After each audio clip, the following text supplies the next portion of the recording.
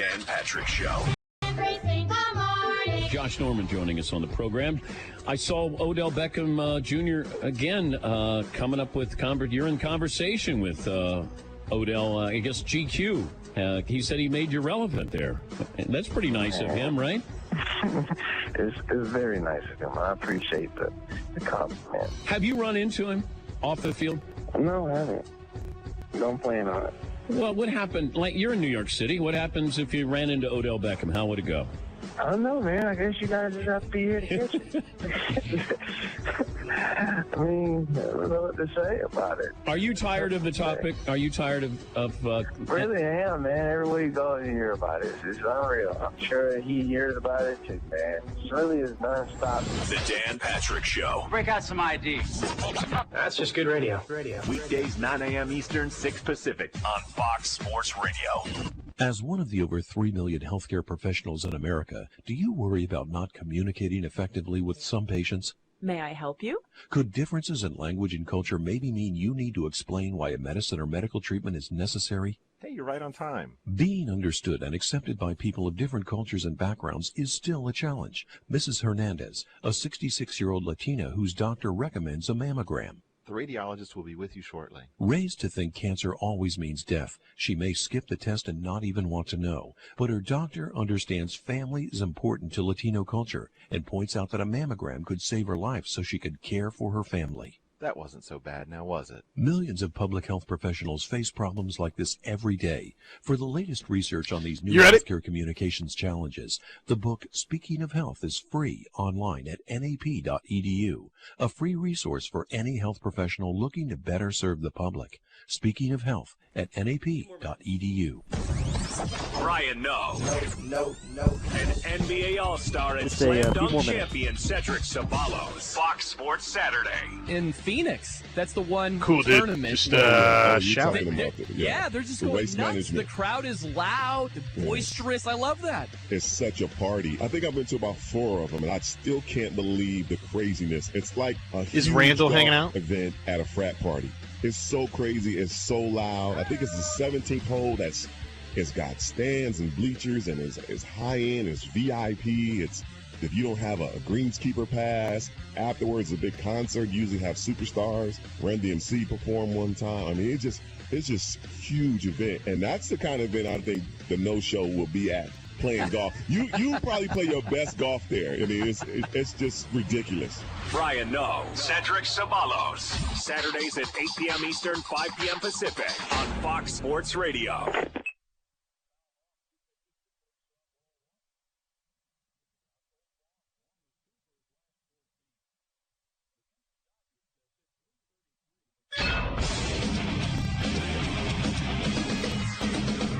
Fox Sports Trending now.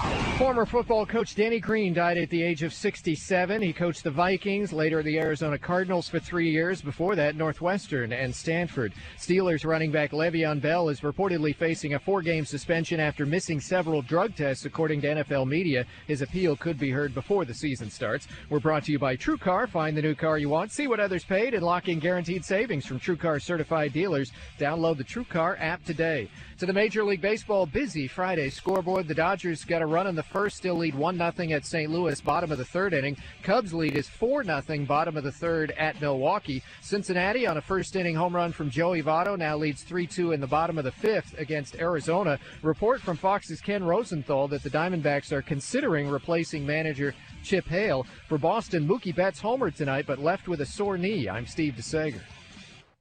Everybody needs a little time away. You may need some time away. Whoa! But never from Colin Cowherd. The Herd. Weekdays noon Eastern, 9 a.m. Pacific on FS1. And on iHeartRadio, just search The Herd. Fox Sports Radio. Great to have you. This is JT the Brick with What's your say? This is the Interactive Show. Thank you. JT with Tom Looney. Hello, fans. That's what cover the biggest stories in sports. Live from the Geico Fox Sports Radio.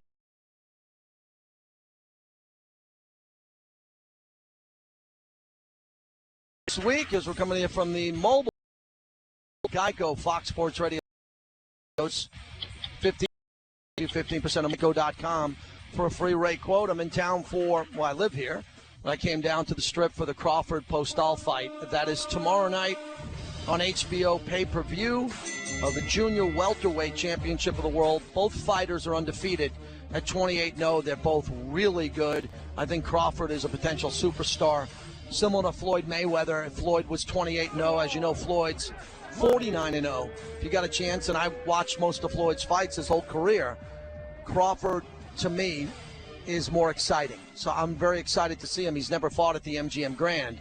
So that'll be tomorrow night. I'm bringing my son, who's 15 years old, to his first fight. So he's coming with me, and we're going to have a lot of time. I love boxing. We love talking about boxing. For you diehard boxing fans, we limit it. We don't do a full 3-hour boxing show, but if you want to predict the winner of this fight or talk about the status of the sport, 877-99 on Fox. We're leading every hour with the passing of Denny Green, the second African-American head coach in NFL history behind Art Shell. And he was a great coach and well-respected around the league. So many people loved Denny Green, who was the former head coach of the Minnesota Vikings and the Arizona Cardinals. He passed away earlier this morning at the age of 67 due to cardiac arrest. You remember this soundbite. It really went viral on sports talk radio and on the internet when he went off, and I love it. I think it shows the type of guy he is, how much he wanted to win. The Bears are what we thought they were. We played them in preseason. Who the hell takes a third game in a preseason like it's bull? We played them in the third game. Everybody played 3 quarters. The Bears are who we thought they were. And that's why we took the damn field. Now, if you want to crown them, then crown their ass. But they are who we thought they were, and we let them off the hook. Love it, love it. Imagine if every coach was like that in every game. The sport would be better. Denny Green coached a lot of great quarterbacks. He was an innovator. He loved the game from his work as a college coach at Northwestern and Stanford and the success he had. He had a 15-1 team that didn't make it to the Super Bowl that should have when they lost to Atlanta, and Atlanta on that Morton Anderson game-winning field goal in overtime. That was the Vikings Super Bowl. That was the best Viking team of the modern era that should have won the Super Bowl.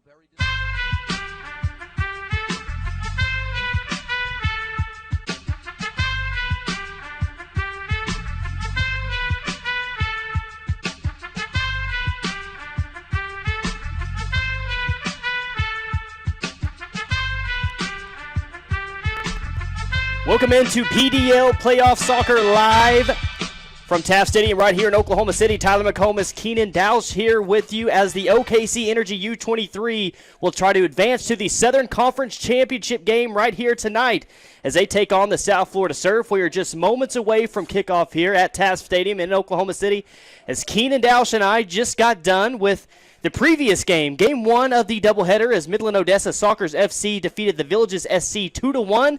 Midland Odessa will now await the results of this game and their opponent for tomorrow afternoon's matchup for the Southern Conference Championship, and had an exciting game in Game 1, Keenan, and Energy will be looking to move on and face Midland Odessa tomorrow. You're exactly right, Tyler. What a first game we had. The first, I would say, probably 60 to 70 minutes was quite tame. However, the last 15 to 20 minutes really picked up and actually gave us a really intense finish to the game. However, Midland Odessa did succeed and go through to the final, and we are just here live with the waiting the result of this game to see who plays them in the final, and what a game it should be. The challenger tonight will be the South Florida Surf, who come into this game at 8-2-4 on the season. They finished at second in the Southeast Division. Of course, the OKC Energy U23, they were first in the Mid-South Division after their win last weekend at Midland Odessa. They finished the season at 10-3-1.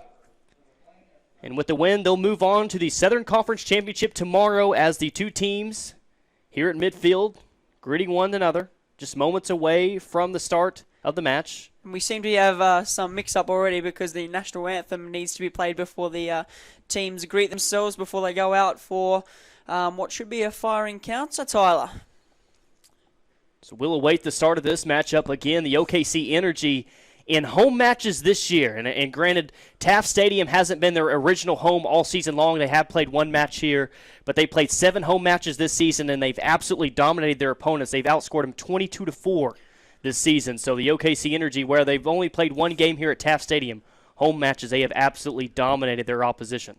I must say, Tyler, that the crowd has certainly turned out for the second game, considering we only had probably 15 or 20 here for the predecessor, but this game looks probably maybe close to 100 people, so they've come out to support their local energy, which is great to see for the youth and the development of young players, so I must say that's impressive. Fans filing here on the near side as the sun is getting ready to set here at Taft Stadium. Should be a lot cooler game than the one that we had at 5 o'clock between the Midland Odessa Sockers and the Villages SC. Very, very warm down in the field. These two teams will still have to play in a warm environment, but not near the amount of temperature that the two teams of course had to face. Yeah, Tyler, we talked about it before, the obviously the advantages of playing at this time, considering you have less time to prepare for tomorrow, considering obviously it's got a cooler climate. However, I would have to agree with what I said before. It would be much cooler to play now, considering that the pregame before this actually played in over 100 degrees. It was ridiculous. So we're just about ready for start. Energy U23 South Florida Surf looking to face the Midland Odessa Sockers tomorrow at 3 o'clock, tomorrow afternoon, right here at Taft Stadium. Beautiful setting here at Taft Stadium. Great facility and a great fan base as well, something that we've seen that when the big club plays here, this is the home of the big club, the OKC Energy. They get a ton of fan support, and they've showed up tonight to support the U23s and their journey to move on to the PDL playoffs. As we see down on the field, the captains go in for their pre-game toss and all that kind of stuff, with both teams preparing on the sideline, with the Energy doing some speed work just to get them some more blood in legs. And it seems like we're actually going to turn around with South Florida Surf kicking to the left of us. It will be the left of the screen for the people watching at home, as the Energy, who are in green, will be kicking to the right. So that's an interesting little change before the game has even begun, Tyler. Starting lineup will look like this for the Energy. Devontae DeBose at defender. Hella Sidibe at midfield. You got Chad Dennis at midfield, Josh Taylor at midfield, Noah Keats at midfield, Raul Benit, I believe, is starting, along with Ben Conway, Owen Hoskins, and Lucas Cordiero. Kyle Morton will be in goal tonight for the Energy U23. Well, I tell you, just look at them names. Look at the names like Noah Keats, Josh Taylor, Chad Dennis, Raul Benit, Ben Conway. All these players you've seen so quality throughout the season, and it's just great to see them out there tonight, and hopefully going to pick up this win and continue and further their season forward. South Florida Surf, will start Andre Ruiz, Jack Elliott, Michael O'Sullivan, Brian Pereira, Antonio, Jorge Gunavart, Jermaine Metz, Mickey Watson, Ethan Decker, Ben Martinez, Daniel Gonzalez, and Abraham Bartoa. As we're just awaiting the referee's first whistle, it seems like Energy have got the kickoff. He's making sure everything's code set, and something's not right. Getting ready for action. Short stoppage of play. Should be underway momentarily. You see Noah Keats in there at midfield. Second in the entire PDL in goals this season with 13. Yeah, Tyler, we mentioned it before, just the simple fact that he's scored 13 or 14 goals or whatever the number is. It is a ridiculous amount of goals coming from a midfielder, as we see that the Energy have kicked off and Raul Benit is on the ball, who plays it back to number 16, Owen Hoskins, who squares it to him as the Energy look to maintain possession of the ball within the first 20 seconds of the match. It's not a guy that gets as much attention as maybe a Josh Taylor, who's been ranked as high as number 9 this year in the PDL prospect rankings. He doesn't get as much attention as a guy like Noah Keats, who scored 13 goals on the year. I'm telling you a guy to watch out for right now, and it's number 11, Ben Conway. He is all over the pitch as we have contact inside the box, and we do have a whistle. He's given a penalty. It is a penalty within the first 45 seconds of the match, ladies and gentlemen. I kid you not, there has been an infringement, and the referee has seen something, and a few players are going to have some words. Is there going to be any slices of cheese given? I don't think there is, as Noah Keats, he's been fantastic all season, steps up to the spot. You saw everybody in the crowd on their feet within the first minute. We have an opportunity for an Energy goal. So lucky breaks continue for Noah Keats and the OKC Energy in home matches. He'll take the PK here. Chance for the Energy to go up 1-0 early. Just inside the minute-and-a-half mark. Steps up. Right foot. It's in and it's a goal! Scores! Within the first minute and a half, the Energy are up 1-0. Noah Keats with a beautifully placed penalty into the bottom left-hand corner to put your local Energy under-23s up 1-0 in the semi-final of the Southern Championships. Within the first 2 minutes, ladies and gentlemen, the Energy are up 1-0. And again, if you want to call this a home match for the Energy, we will let you, but the constant theme of home matches for the Energy this season have been early goals in the first 15 minutes. And seemingly in every single one of those, Keenan, they've been able to get one, and they get one here courtesy of Noah Keats. He gets a goal with a minute and a half in. Well, things just don't stop rolling for the Energy. There's a reason why they're 10-3-1 in all competitions. And with the likes of Noah Keats, we've got Rail, Ben Conway, Josh, we've got Chad Dennis. I mean, we've got so much quality going forward, as well as the prowess at the back. Obviously, we've only conceded 4 goals, and there seems to be a challenge going down in the bottom right-hand corner as the assistant referee flags for an infringement, and I think it is against the Energy. So this might be an opportunity to equalise for South Florida Surf. Chance got a couple players down in the action. Again, thank you for checking out our YouTube stream tonight of the PDL Southern Conference Championship semifinal game. Listening on Sports Talk 1400, 98.5 FM, and listening worldwide on sportstalk1400.com. So we're bringing you PDL playoff action here from Taft Stadium in Oklahoma City. An early goal, minute and a half in, by Noah Keats, his 14th of the season, which I believe now ties the lead, Keenan, for the most in the entire PDL.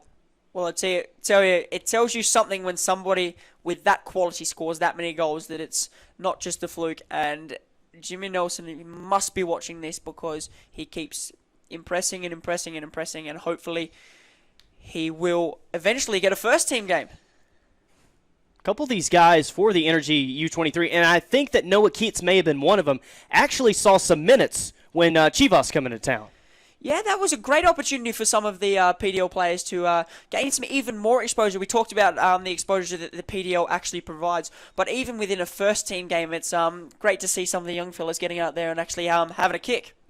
See a South Florida Surf player still down on the far side of the field. Looks like the training staff is attending to him now. Well, I'll tell you what, it has been an interesting first 4 minutes as we've just ticked over the 4-minute mark. I mean, we've had an early goal, we've had a penalty, we've had a couple of injuries, and it's great to see the atmosphere just alive on a Friday night at 8 o'clock. Where else would you rather be than watching a fiery clash between two great teams with great youth players that are looking to push on and play professionally? It's just really crazy to follow this team, Keenan, and just to see how successful that they've been at home. And really, back to my earlier point, the early goals that this team has scored has been remarkable. Seemingly every single match in the first 15 minutes, they were able to draw first blood. That's their 23rd home goal of the entire season. And if I have this right by the PDL website, that's their 34th goal in the entire season. So early starts have been a premium for this club. They've been able to do it almost every single match. Here's South Florida. They're going to control it. Trying to get to the far side of the field. Stays in bounds. They're actually going to blow it out. And Tyler, you're quite correct when you say with the quality that we have going forward. I mean, you look at the goal scored, but you also look at the goals conceded. We've only conceded, 4 goals? Four goals in home matches this year. In home matches, I mean, that within itself means that you can't just go to Oklahoma and score. I mean, the fact that we take such pride in actually keeping a clean sheet or shutout is just impressive within itself. I think our goals are smaller here. Maybe that's why. Maybe that's right. As South Florida looked to possess, however, quickly turned over, picked up by Chad Dennis, who looks to drive out of the back, taking a few touches, looks up, and tries to find Noel Keats in behind. And that's positive play by Chad Dennis. And it's great to see him trying to further his footballing career. Devontae DeBose in on the throw.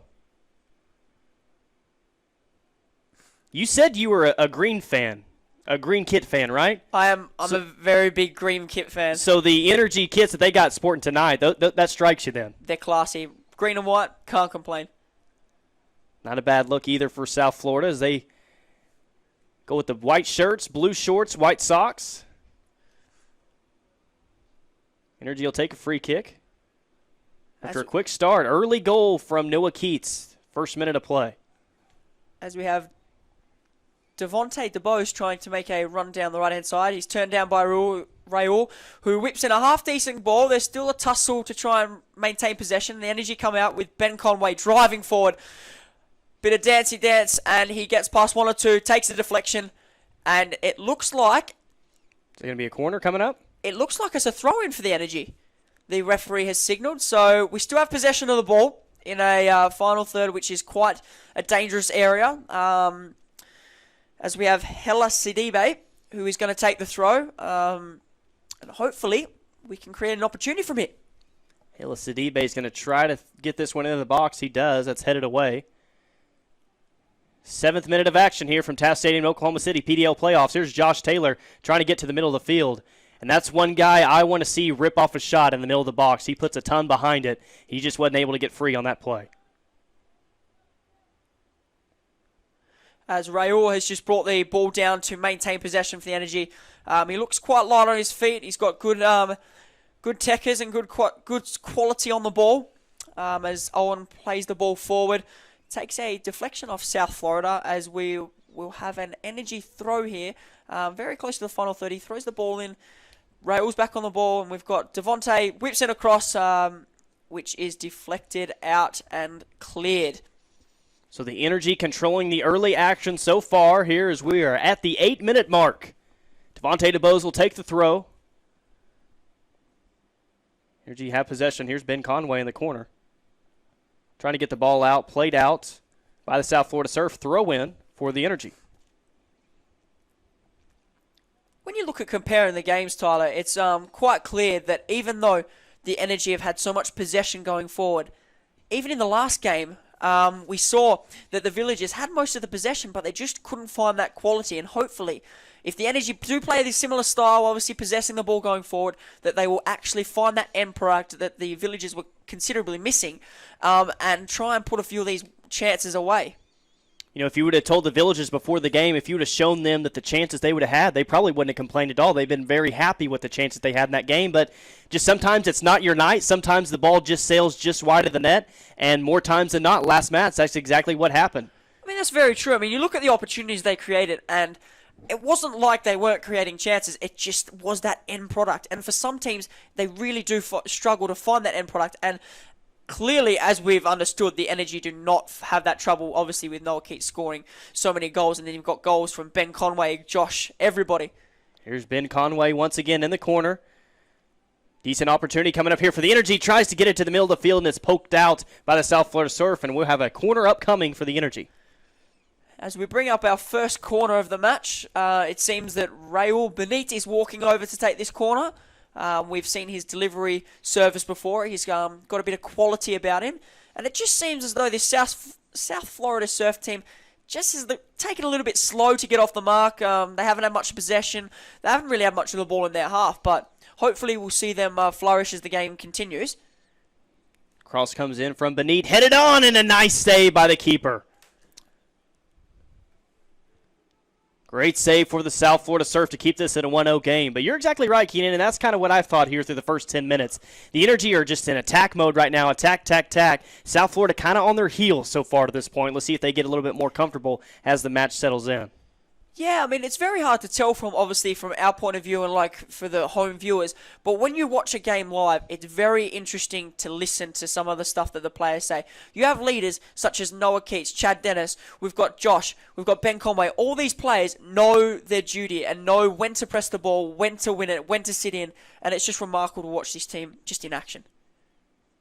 South Florida Surf trying to get their first great chance of the match here is 10.5 minutes in.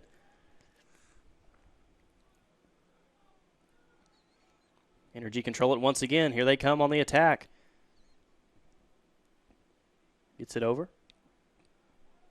Here's Josh Taylor. Josh Taylor trying to work himself back into the middle of the field. Plays it back. Near side. Lucas Cordiero. Devontae DeBose back over. Trying to get it. Looked like they were trying to get it back into the middle of the field, and that's stolen away by the South Florida Surf. As the referee has just blown for a foul on the Energy. It goes the South Florida Surf way. and they look to play it short. So it goes to George Gonavart, who plays it out, but they couldn't keep possession. Raul Benitez goes down, but the ref plays advantage, driving through his Chad Dennis. Noah Keats on the ball. He's dispossessed, and the South Florida Surf seem to be trying to keep the ball now for a little bit as they're possessing at the back, coming out of their own half. And they're looking just to get some quality touches on the ball, which they've been lacking in the first 12 minutes. Congratulations to Sebastian Pineda of the Energy U23, named to the Team of the Week last year in the PDL. As we have Mikey Watson driving forward, he's played a switched over to number 11, Jorge Antonio, who plays it back to his right back and into the middle to Daniel Gonzalez, who tries to do a little bit of weaving in and out to present something. However, he couldn't find any way through with the energy coming out with a throw thrown in by Hela Sidibe. 12.5 minutes in for Taft Stadium in Oklahoma City. Southern Conference Championship semifinal game. The winner will meet the Midland Odessa Sockers tomorrow afternoon at 3 o'clock right here at Taft Stadium for the Southern Conference Championship. And the contact and a foul on the Energy.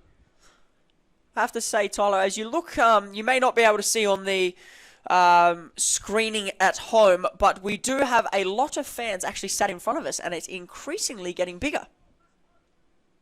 Absolutely. Fans have definitely piled in, which is a great sight to see. Fans have definitely piled in for the second game of the night, second game of a doubleheader. As the South Florida Surf have a free kick, I would probably say about 40 yards out. It looks whipped in, and a good opportunity for a header. However, nobody could get onto it. I think it was Abraham Bortoa who went up for the header, and it seems like we have got our first substitution of the match. Substitution coming in, Kamar Marriott. Looks like he's going to come in for the South Florida Surf. Kyle Morton, the goalkeeper, in tonight for the OKC Energy. Looked like he was going to have to make a tough save. The James Madison University product. South Florida Surf weren't able to get ahead on it, and it sails wide. It's going to be a goal kick for the Energy. So, substitution for Brian Pera. And that's quite interesting, isn't it? Very early on. Very early on. But we see Kamar Marriott come into the game. South Florida Surf control it. 14 minutes in. Trying to get the ball through. Nice on-ball defense by the Energy, and they take it right away. And then they give it right back after they try to play it up, try to play it on the near side. It goes right out of bounds. It's going to be a throw for South Florida. Throw in coming for the South Florida Surf. They trail it 1-0 to the OKC Energy U23. Noah Keats for the Energy scored in 1.5 minutes in off a PK. His 14th goal in the season.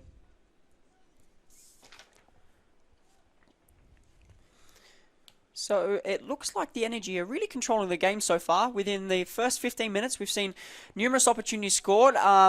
As there is a free kick being called by the assistant referee, and it's gone the Energy's way. Number 13, Jorge Gonavart, has actually fouled number 2, Devontae DeBose. So it sets up another opportunity for a set piece to be whipped in by number 20, Raul Benitez, who has been on set pieces so far throughout the game, and he's had a bit of quality, and hopefully the Energy can capitalize on one of these.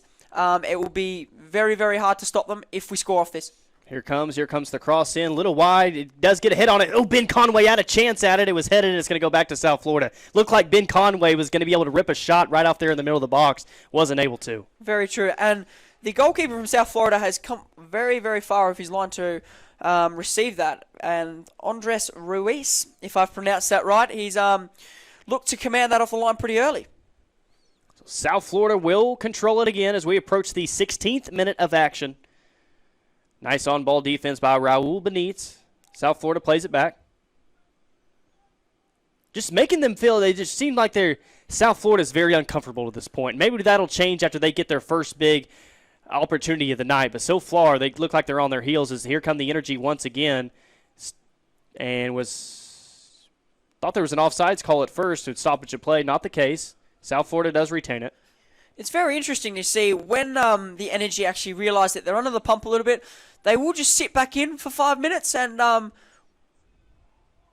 just to see if they can actually cope and just relax. And, I mean, it's a good sign of a professional team as we see that the ball goes out for a South Florida Surf corner ball.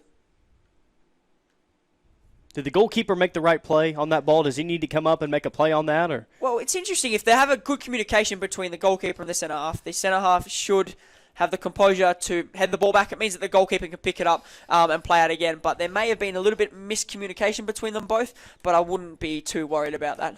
Antonio will take a left foot to it on the corner. Sails very wide, and it's easily controlled by Ben Conway in the Energy. I was going to go out of bounds. It's going to be a throw-in for the Energy. We're 17 minutes in. Energy lead it. Energy 23, U23 lead it 1-0 over the South Florida Surf. PDL Southern Conference Championship semifinal.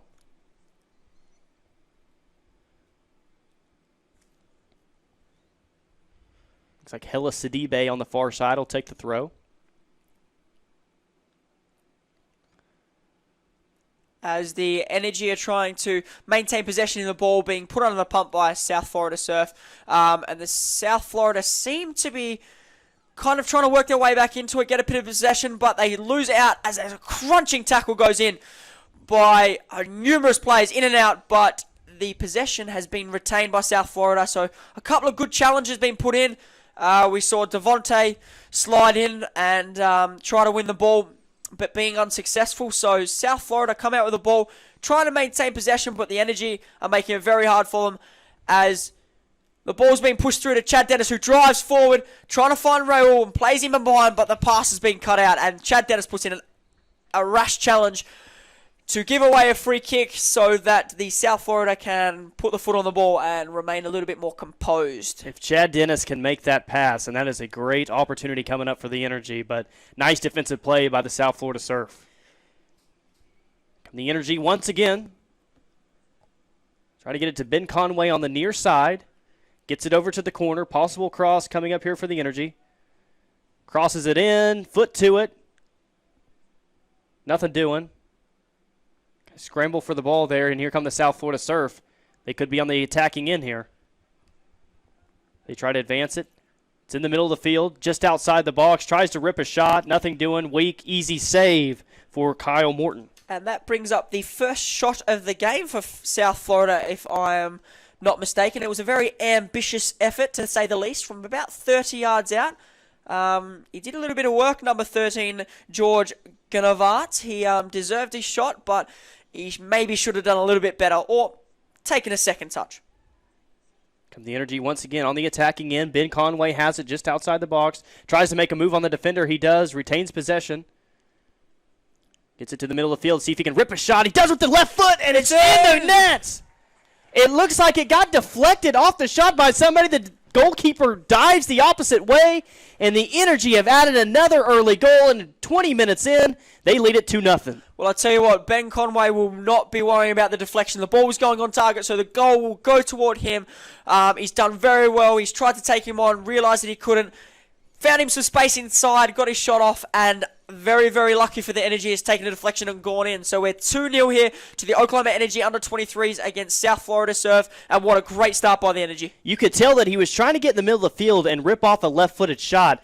I couldn't tell if it deflected off one of his own teammates or deflected off a South Florida defender. Well, Tyler, I generally think it's taken a deflection off the South Florida centre half. Because he's come across, he's realised that the shot and the danger was on. He's tried to stick a foot out. It's taken a deflection.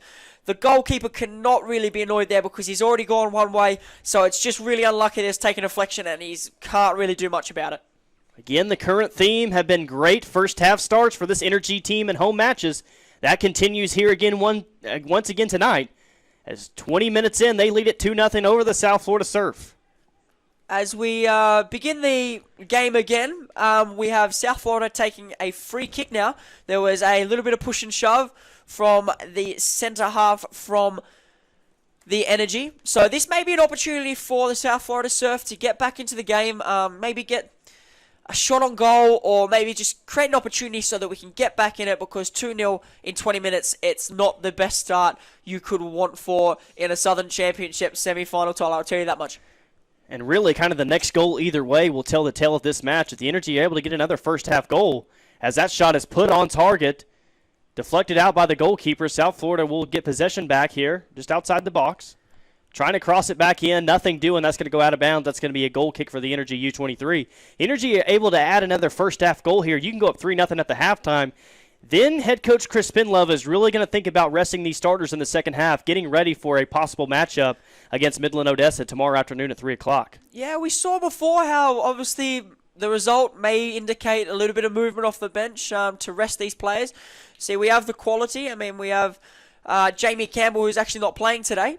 So it shows Spen's reliance in his boys, because he's got that so much versatility off the bench that he can drop one of his best players and not much changed, as we can tell with being 2-0 up. I would like to go back and mention about the free kick by Daniel Gonzalez that pulled this save. It was actually a decent free kick. He's got it up and over the wall. He's forced to save from the goalkeeper. Unfortunately, he couldn't make a better result of it, but it was a decent effort for a little bit of positivity for the South Florida Surf. They need some here in the 22nd minute of action. Really need to break through and score a goal here in the first half, giving them a lot of confidence going forward, something that maybe they seem to be lacking here in the first 15 minutes of action. South Florida Surf, they finished second in the Southeast Division this year, 8-2-4 on the season. Nice year for them to make the PDL playoffs. Trying to come back trying to finish this first half strong. Look for a bid tomorrow to play Midland Odessa in the Southern Conference Championship. As the ball plays forward and goes out for a South Florida corner kick, it is quite clear that Chris Spenlove is running a tight ship, because even though they're up 2-0 and 23 minutes, he knows that the job's not done, and he's up there on the sideline telling his players what to do, and it's quite clear that he's looking for perfection in this game because he's not done yet, and he wants to continue his first season as head coach of the Oklahoma Energy Under-23 PDL team. Cross comes in for the Surf. It's headed out high, headed out again. Energy just trying to clear the ball. There's a scramble for it right inside the box. South Florida finally retains possession, tries to cross it back in. It's a header, and it's over the net. It's going to be a goal kick for the Energy U23. I tell you, the Energy were in a bit of strife there, because the ball would come across and there was a free header in the box, and then there was a little bit of a scrappy effort, but I mean, they've got the ball out. They just need to be careful in the next set piece that they don't give away a free header, because free headers, let's be serious, aren't The they? ball was sitting there free for a lot longer than they would have wanted to. That's exactly right, Tyler. But heading back to Coach Chris Spinlove, one thing that I've noticed about him, it doesn't matter if it's 1-1 and at a time or it's 5-0 in the 62nd minute. His intensity never changes over a match. I mean, that's exactly right. That's what you want from a coach who knows what he expects from his players, and he wants it, and he has a vision, and it all starts at the top, because if he sees it, then his captains see it, then his whole team and his whole squad, even the players that don't play that much, all have this philosophy that he's trying to implement. So here comes, tries to rip a shot on goal of the South Florida Surf that's deflected away by the Energy.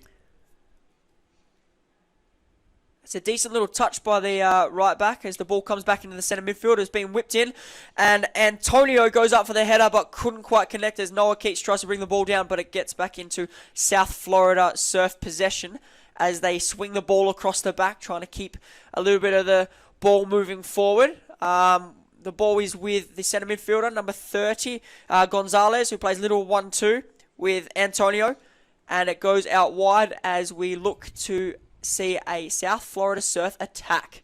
As you cross it back in, headed out by the Energy. That will go out of bounds. You'll see a throw for the South Florida Surf. Energy U23 lead it. 25 minutes in, 2-0. As you cross it back in the middle of the field, in the middle of the box. Played out, weak shot, weak attempt on goal, and that's going to be an easy save for the goalkeeper, Kyle Morton. As we saw, Antonio, he actually brought the ball down from the throw, turned his opponent, whipped in a decent little cross. It's positives. Obviously, being down 2-0, it really hurts. But I think South Florida can take some little positives of getting the ball forward and getting a couple of opportunities. Ball's played out by by the Surf. Throw in coming up for the Energy. As Devontae DeBose throws the ball in, he's looking for Lucas Cordero, as there seems to be an infringement and a foul against the Energy, so the Florida Surf will get the ball coming out from the back. Will they look to play short, or will they go long? I think he's going to try and go a little bit longer as he does.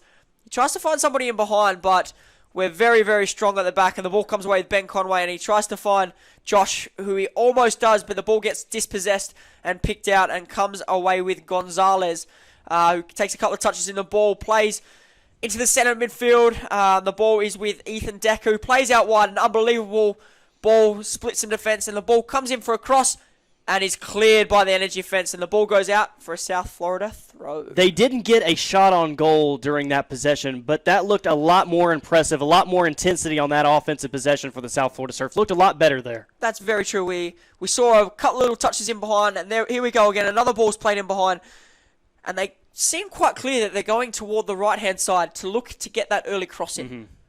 That's exactly right. And they will have a corner coming up. Will the South Florida Surf? A lot better here in the past couple minutes. They're going to try to cut this lead in half with a corner in midway through the 27th minute. And hopefully the Energy actually need to be quite prepared here, because they almost got caught out on the last time that they had a corner with a free header coming into the box, which I can tell you from seeing many of games that is not the best thing in the world. Corner approaching. South Florida Surf puts the ball in, headed straight out of bounds, and I believe it's going to be a goal kick for the Energy. It will be. That is a decent effort, I think, from number 13, Gonavart, who has been quite lively in the first half. He's got a couple of nice touches, as same with Antonio, both wide players. But it's good to see that they're still trying to progress forward, even though being down 2-0 it hurts. But it's still good to see that they're driving forward and trying to get one back. Goal kick coming up for the Energy. They lead it 2-0 here in the 28th minute. Taft Stadium in Oklahoma City. PDL playoff action.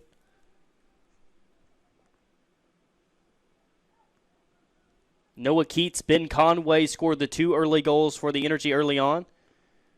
Ben Conway ripped a shot about the 19-minute mark to make it 2-0. Noah Keats started off the game minute and a half in with a PK goal. That's how we got to 2-0 here in the 29th minute. South Florida Surf looking for their first goal of the game as they have possession. As you can see, the Energy defense line as well as the midfield are actually dropping quite deep, because they know that the South Florida have a little bit of momentum going with them. So they just sit back in, just soak up the pressure, and they know that when they get the ball, they're going to drive forward exactly what they're doing now with Raywell on the ball as he looks to find Ben Conway over the top. However, the ball's gone out of play. It was the right idea. It was good to switch the ball, but unfortunately Conway couldn't get on the ball as we go out for a South Florida Surf throw-in. Surf throw-in as they get possession back. Looked a lot more impressive the past 5 minutes. Energy just clear that one. As the ball travels all the way back to Royce in the goal as he drops the ball to his centre half, who looks to drive forward and take a few yards space, and he plays it in to Gonavart in the centre of midfield, who gets back on the ball. He looks to be a little bit of a ball player, this fella, as he plays inside trying to find Decker, but couldn't as the Energy repossessed the ball, and they look to go forward with Josh, who finds Raul. Keats on the ball now. The Energy once again trying to set something up on the offensive end. Really nice defensive play by the Surf. They take possession right back. A careless pass leads right back to an offensive possession for the South Florida Surf. You've seen this team just about as many times as I have this year. The Energy, they have great goal scorers. Their back line is really good as well. Is there a certain way maybe that you try to attack this team? It's very hard. Obviously, with the 4 goals that they've conceded at home, it's not going to be an easy task. I think that the key to their success is the structure that they have. Each player on the field knows their duty. As we see Devontae driving forward, getting on the ball, as he's played back in by Cordero. And can we get an early cross in here? As he tries to take on his defender, shows a bit of skill, gets him beside. Contact. Do we see a foul? The referee blows. No, he doesn't. He says play on. Waves it off. But going back to what I said before, it is really hard to break down a team that is this well structured. I mean, for example, Devontae DeBose is pushed forward, but you see Conway dropping back into the right back position just to maintain that structure that Chris Spenlove has so adamantly drilled into his boys, that they're just such a well structured outfit. And we are 31 minutes into the match. South Florida Surf trailing the Energy U23 2-0 here at Taft Stadium in Oklahoma City. The home pitch for the Energy U23, the big club. Again, if you're unfamiliar with the U23, watching on the YouTube stream, this is not the regular home field for this Energy U23 squad. They play about 30 minutes south down the road at the Norman High Soccer Complex. Have played here once this season. Back on June 27th, they beat St. Louis FC 3-1 right here at Taft Stadium. So their second time this year playing at the big club's pitch. Free kick coming up, I guess, for the South Florida Surf. It seems to be some movement down on the sideline. We seem to have a substitution coming in for South Florida quite early on. It seems that Preston Kilwin is going to come into the game. 33 minutes is about to tick over. We aren't really quite sure who he's going to come on for, but as soon as we get some direction in the commentary box, we will soon let the viewers know. As the ball is with the Energy goalkeeper, who plays it on the ground, looks to play out. It's a half-decent ping looking for Benitez, who can't get on the end of it, and the South Florida possess the ball out of the back, coming out with Mikey Watson, who finds Antonio, who's dispossessed by DeBose, who looks to press on, but couldn't win the second ball, as Conway wins a Energy throw. He does very well there, doesn't let him turn out of trouble, as the substitution looks to come on, and I think it's going to be Antonio who's going to make way, which is quite surprising because he's had a very, very good half.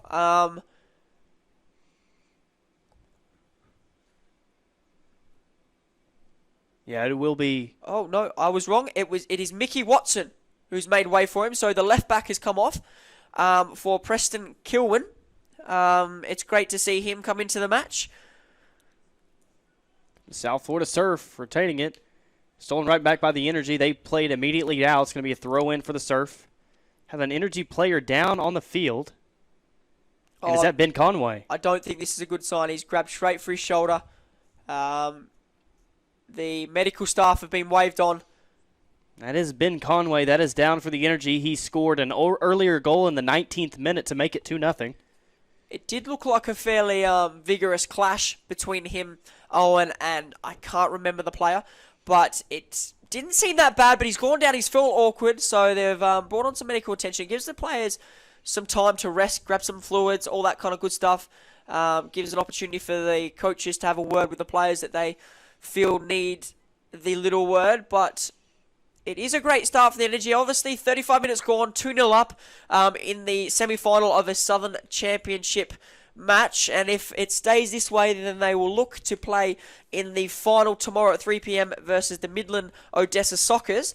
And what a day that would be for the Oklahoma Energy franchise. Tomorrow, obviously, we have a doubleheader with the final as well as the Oklahoma Energy first team playing at night. So it is exciting stuff in Oklahoma, and hopefully we can keep this way or even progress and score more goals. Isn't that right, Tyler? That's exactly right. More goals, the better, and that's happened in home matches this season as a good sign as Ben Conway comes back onto the pitch, gets a quick water break. He's back out there, number 11.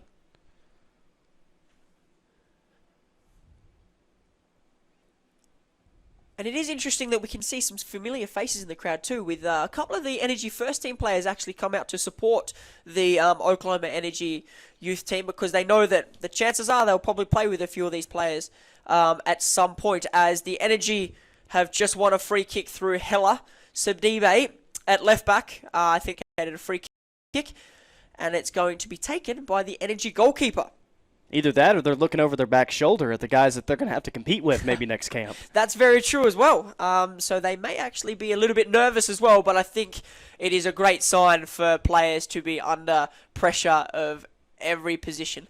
It means that the program is going to where people want it. I believe the Energy, the big club, will play here tomorrow night against Tulsa. I think that's right, yes, the Home Tulsa match? Roughnecks. Yes. Is it 8 p.m. kickoff? It's 7 or 8 o'clock. 7 or 8, yeah. We'll work on to get the right time for that. They will play a home match. So basically we could have an Energy doubleheader here tomorrow night, which would be a great sight to see at Taft Stadium. As we see Hella Sidibe making a forward run, running out of play and knocking over a few of the sponsors' banners. I don't know how the marketing team are going to feel about that, but we might need to get that fixed. But the game continues as the ball goes forward as Preston Kilwin tries to get involved from left back position. However, it falls back to number 5, O'Sullivan, and it comes back to number 4, Jack Elliott, who looks to play a cheeky little ball in behind, except DeBose was on it, and it comes back under the control of the midfield. However, it's given away, and it is cleared out by the Energy. Forward long for Lucas Quidero, who tries to bring the ball up, and the Energy maintain possession, and Raul finds Conway in behind. Can he find another shot? Unfortunately, he can't, as the ball is cleared by the South Florida Surf, but retained by the Energy's possession. And the Energy once again stays in bounds, trying to cross it in, and it's played out by the South Florida Surf. As the South Florida Surf come away with George Gonavart coming away with the ball, number 13. He switches the ball, and he tries to find number 25, and he's there at penalty shout. He's gone down, and the referee waves him. Everybody's up on their feet. Everybody's having a word. And the South Florida bench is clearly upset right now. Their head coach, Peter Fuller, look at him right now. He is absolutely heated. Pointing at the assistant referee, he wanted some sort of whistle, but he's not going to get it. As I wouldn't like to be that fourth official right now, as he's copping the absolute heat of that decision made by the center referee, and I'm assuming that he might have words with him at halftime. However, that's how the cookie crumbles. He hasn't given it, so the game continues as Antonio tries to play forward, but Gonavart was in an offside position, so they let the ball run, and it comes to the Energy goalkeeper, who seems to have... It was slight contact, but now he's going down. That's Kyle Morton. 39 minutes in here from Taft Stadium. Energy U23 lead at 2-0 over the South Florida Surf. And we were right in the middle. I said 7 o'clock. You said 8 o'clock. OKC Energy for the Tulsa Roughnecks. 7:30 tomorrow night. 7:30. Black Gold Rivalry. $2 beers, which means Keenan will definitely be attending tomorrow night. I will definitely be attending tomorrow night, but it is a great opportunity for everybody to get out and support their local Energy. So if you are free at 7:30 tomorrow night, be sure to come to Taft Stadium and get behind the boys in green and hopefully get a result against the crosstown rivals. Now, I did have to mention that Kamar Marriott has to be careful when he goes and pressures the goalkeeper, because if he does make infringement there, it is going to be a slice of cheese, and it is a very cheap yellow card and in the book for him, as we see Hella make a silly little handball as he tries to bring the ball down. As we see number 25, Ethan Decker, try to get on the end, but the Energy goalkeeper, and there's a late kick on the Energy goalkeeper, and we see our first slice of cheese. As I've previously mentioned, that is very dangerous going in on the keeper like that. So just what you were talking about. You called it perfectly, and we do have our yellow card right there. Kyle Morton draws it, and a cheap one. And really kind of the last thing that this South Florida Surf team needs, down 2-0, 40 minutes in. I mean, to be honest, I do feel as though he needed to press the ball there, but it is very, very tricky trying to dispossess a goalkeeper when he comes in late like that, and it's just a little bit reckless. So it's a very, very silly yellow card. He's in the book now. He's got to be careful for the rest of the game. Can't afford another yellow card. But you got to say that South Florida has looked a lot more formidable, though. The last 15 minutes have looked a lot better. Looked like they were on their heels. Maybe the first 20 minutes have looked a lot more impressive here. The second part of this first half, but they still trail it 2-0 to the Energy U23. I do have to mention, Tyler, that Kyle Morton actually looks very, very composed at the back for a goalkeeper. He's not afraid to use his feet and play out. I saw it in the warm-up that he was very sharp technically. So it's great to see a goalkeeper in the modern-day game. As Antonio tries to get on the ball that's played long, but Owen clears it for a South Florida throw-in. As we see Kilwin throw the ball in. As we see Gonzalez try and do a bit of do-si-do, a bit of footwork in the midfield. As it drops for Elliott, who has a rash shot and doesn't even phase Morton one little bit. He just takes a sip of his drink and says, you can do that all day, man. Kyle Morton does look pretty calm down there, and he hasn't been the goalkeeper all season long. This is actually the third goalkeeper that the Energy U23 have had in between, and seemingly I think that last weekend may have been his first action with the club. Seen a couple other goalkeepers, but it's going to be Kyle Morton here as we go through the playoffs. The PDL playoffs, flag goes up. There was contact. And there we have it, ladies and gentlemen. Our second slice of cheese goes to number 5, Michael O'Sullivan, who's actually made a very, very poor decision there. He didn't need to make that challenge at all. So we see our second booking of the game, and it does go to South Florida Surf. He's still down. Training staff attending to him in the 42nd minute. I will say that I just got a text from our ex-commentator, Neil Ferguson, who's called the game at 4-1. So, ladies and gentlemen, if the game finishes at 4-1... Now, did Neil say... Is Neil listening, by the way? Yes, he is Neil's listening, yes. by the way. Well, thanks for listening, Neil. Did Neil call this before the match, or did Neil call 4-1 when it's 2-0 late in the first half? He did just text me saying they'll win 4-1, called it. So, it is very early on, but we will soon... see if he is correct, but it is a good chance being 2-0 up in the first half. I'll give Neil credit if he texted that before the game, but I can't get on board if he texted it when the score is already 2-0. Well, we'll have to see after the game, won't we, Tyler? But yes, it is a very good start by the Energy. However, we do have a little bit of an injury concern down on the field that is receiving medical attention. Do we know what Neil's up to tonight? Besides no good? I'm not really quite sure, to be honest, but he is watching in, I think, so Ferg, it's good to have you on board. So we look like we're about ready to possibly get back to action. Noah Keats, see him at the sideline. He scored an early goal once again, his 14th on the season, a minute and a half in off of PK. Then it was Ben Conway. 19 minutes in, they made the score 2-0. That's how the Energy have gotten to this 2-0 lead. We're inside the 44th minute of action. As the injured player's up, returning to the bench now. This little stoppage in play, because we've been stopped for a couple of minutes now, so it will be added on to the additional time for the 45, which I could very, very easily see clear 5 minutes here, Tyler. And we had a 5-minute added time in the first game in the first half. Yeah, with the stoppages for obviously drinks and stuff like that, it is hard. But it means that we get to see more football, so we can't really complain about that. Absolutely right. Get to see more football in a playoff game. Winner go home game. Can't complain about that. And we saw a lot of drama last 10 minutes of the first game tonight. Very exciting stuff. And it's not just any football game. It is the semi-final of the Southern Championships. I mean, everybody knows it's the Catalina Wine Mixer. Threw in a Step Brothers reference there. Nice job. As that one's going to be played up by the goalkeeper. Headed out towards midfield.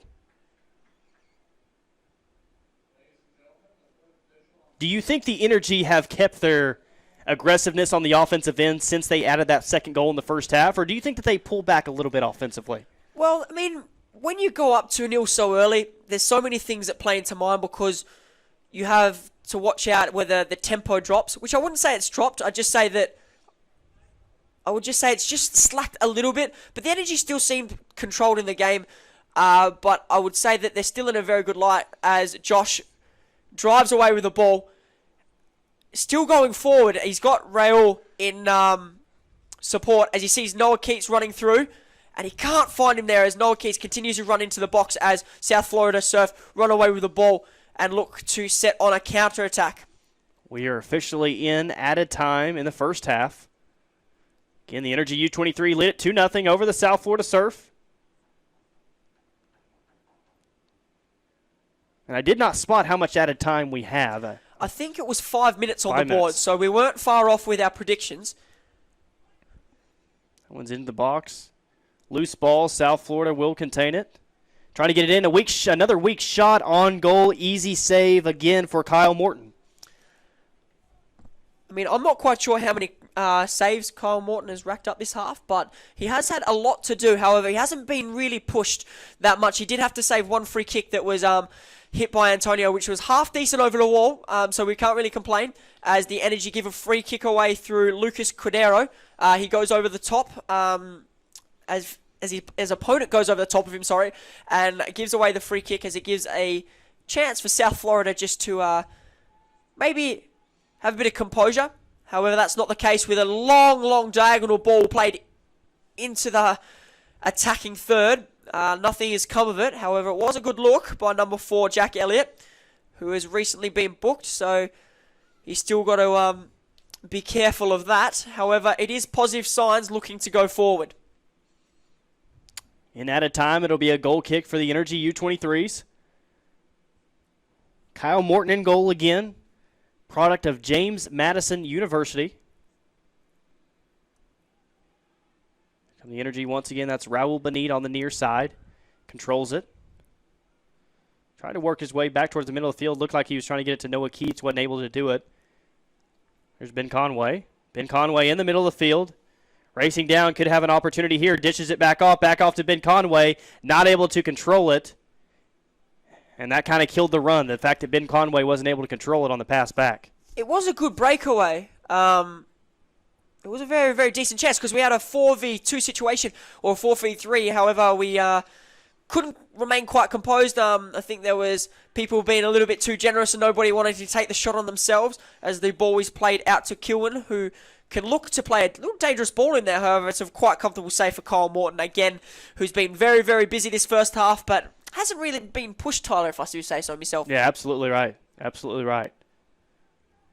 So we are actually nearing the completion of the added time in the first half. Played to the middle, won by the Energy. Do have a whistle. Is that going to be a foul on the Energy? Interesting. Looked like he just had position to win the ball, and their referee saw it differently. Free kick coming up for South Florida.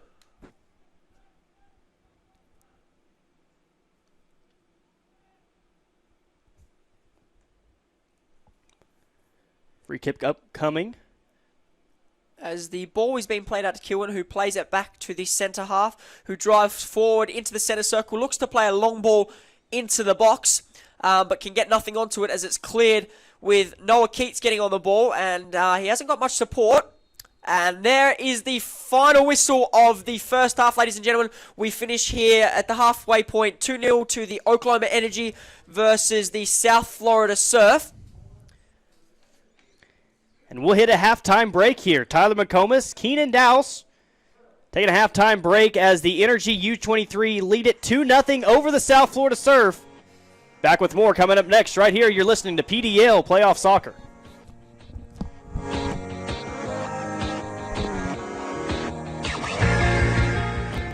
Sports Talk 1400 AM KREF. North Moore, Oklahoma City. KADA 1230 AM. Ada, Seminole, Shawnee 98.5 FM. P253AY in Norman. What makes Knippelmeyer different? Don't you all just sell Chevys? No, I really don't see it that way. I think we help people navigate their way through life. I mean, we help you get your kids safely to school. How else do you or your wife get to work and provide for your loved ones? What makes us different, you ask? Family, friends, and Chevys. In that order. When your next vacation is a staycation, head to Heyday, the best summer destination for everyone. Rain or shine, Revolution Sports Bar and Lounge is the place to watch the game, shoot some pool, or just relax with friends and enjoy great meals and drinks. Just a 10-minute drive from downtown, Heyday is a family oasis with laser tag, mini golf, ropes course, arcade, and laser maze. Host your next company party at Heyday because everyone deserves a Heyday. You know, even that lady from accounting. Make today a Heyday. HeydayFun.com. Every day, thank you. It just seems to happen, and always when you least expect it. Thank you. So when it happens, you'll thank us with FFB's whenever, wherever banking. With online banking apps from FFB, you can deposit checks. Thank you. Manage your accounts, pay bills, and more. Plus, enjoy free ATMs worldwide. Thank you. All from your computer or mobile device. First Fidelity Bank. We go where you go.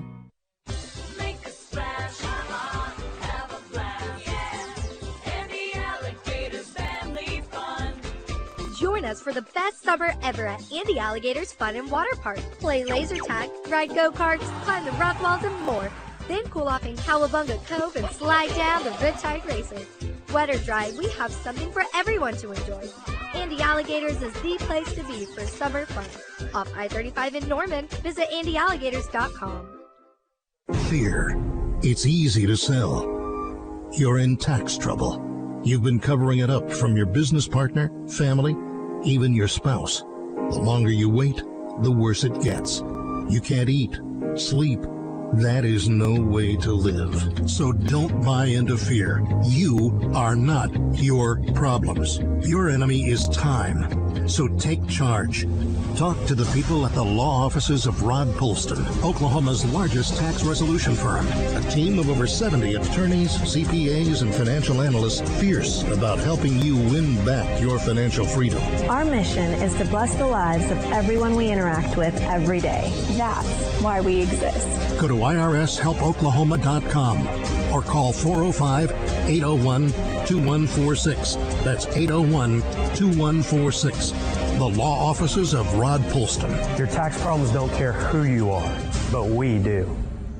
Duncan Brothers School of Hair Design. Are you a recent graduate or just looking for a self-employed career where you won't be laid off? Don't make a decision until you've seen Duncan Brothers School of Hair Design. With students traveling from across the state and a waiting list for enrollment, Don Duncan now offers 2 locations for you, 33rd and Broadway in Edmond and the all-new Southwest 74th and Penn just behind Olive Garden. Be smart, spend your life doing something you love, and make good money doing it. Since 1981, our graduates have been successful in so many top salons in Oklahoma and across the United States. Thank you, Oklahoma hairdressers and salon owners, for partnering with us to set the standard in this industry to nothing but excellence. In this economy, our prices please a large clientele of men and women. The only Duncan Brothers schools are located at 33rd and Broadway in Edmond and the all-new Southwest 74th and Penn. Come to the best, be the best. Duncan Brothers School of Hair Design, 631-6363, 631-6363. O'Connell's Irish Pub and Grill on Campus Corner is your home for great activities this summer. Celebrate happy hour every day from 2 to 7 p.m. with $1.50 ice cold pints. How about the daily specials at O'Connell's? 50-cent wings on Mondays after 7 p.m., $2 pints of Blue Moon and Boulevard Wheat on Tuesdays, the popular $4 burger night, and karaoke on Wednesdays, and team trivia on Thursdays. Make O'Connell's Irish Pub and Grill your dinner and drink destinations all summer long for a great time out with family and friends. The Belmar 18-hole championship golf course is considered among the best in the state and is designed to appeal to golfers of all levels. Accompanied by a state-of-the-art practice facility and a 4-hole short course, there is something to appeal to every golfer in the family. In addition to golf, members enjoy a spectacular clubhouse, junior Olympic-sized swimming pool, casual and fine dining, and a full calendar of social events. You can enjoy this and more with our 1/2 off initiation fee and first 3 months free membership special. Call Jeff Elliott with Belmar at 364-0111 for more details. Energy FC U23's Conference Championship has arrived. U23s will be hosting the PDL Conference Championship in OKC at Taft Stadium. The Energy FC U23s have put together a strong roster that combines local talent with some international talent. Come out and support your community team and be a part of the exciting PDL Conference Championship environment. Energy FC U23s will play in the conference semifinal at 8 p.m. on July 22nd with a chance to play in the final on Saturday, July 23rd at 3 p.m. Come see your Energy FC U23s at Taft Stadium in OKC. Be there. To learn more, go to energyfc.com. Has your business had the same apparel for years and years? Give your business a new, fresh look by contacting University Silkscreen in Norman. Their design team at University Silkscreen will work with you to come up with the perfect fit for your business. Whether it be polos, t-shirts, hats, or any type of apparel, they have it all. University Silkscreen is the proud provider of our Sports Talk 1400 apparel, and they can do the same for you. Call University Silkscreen today at 366-8256 or visit them online at universitysilkscreen.com.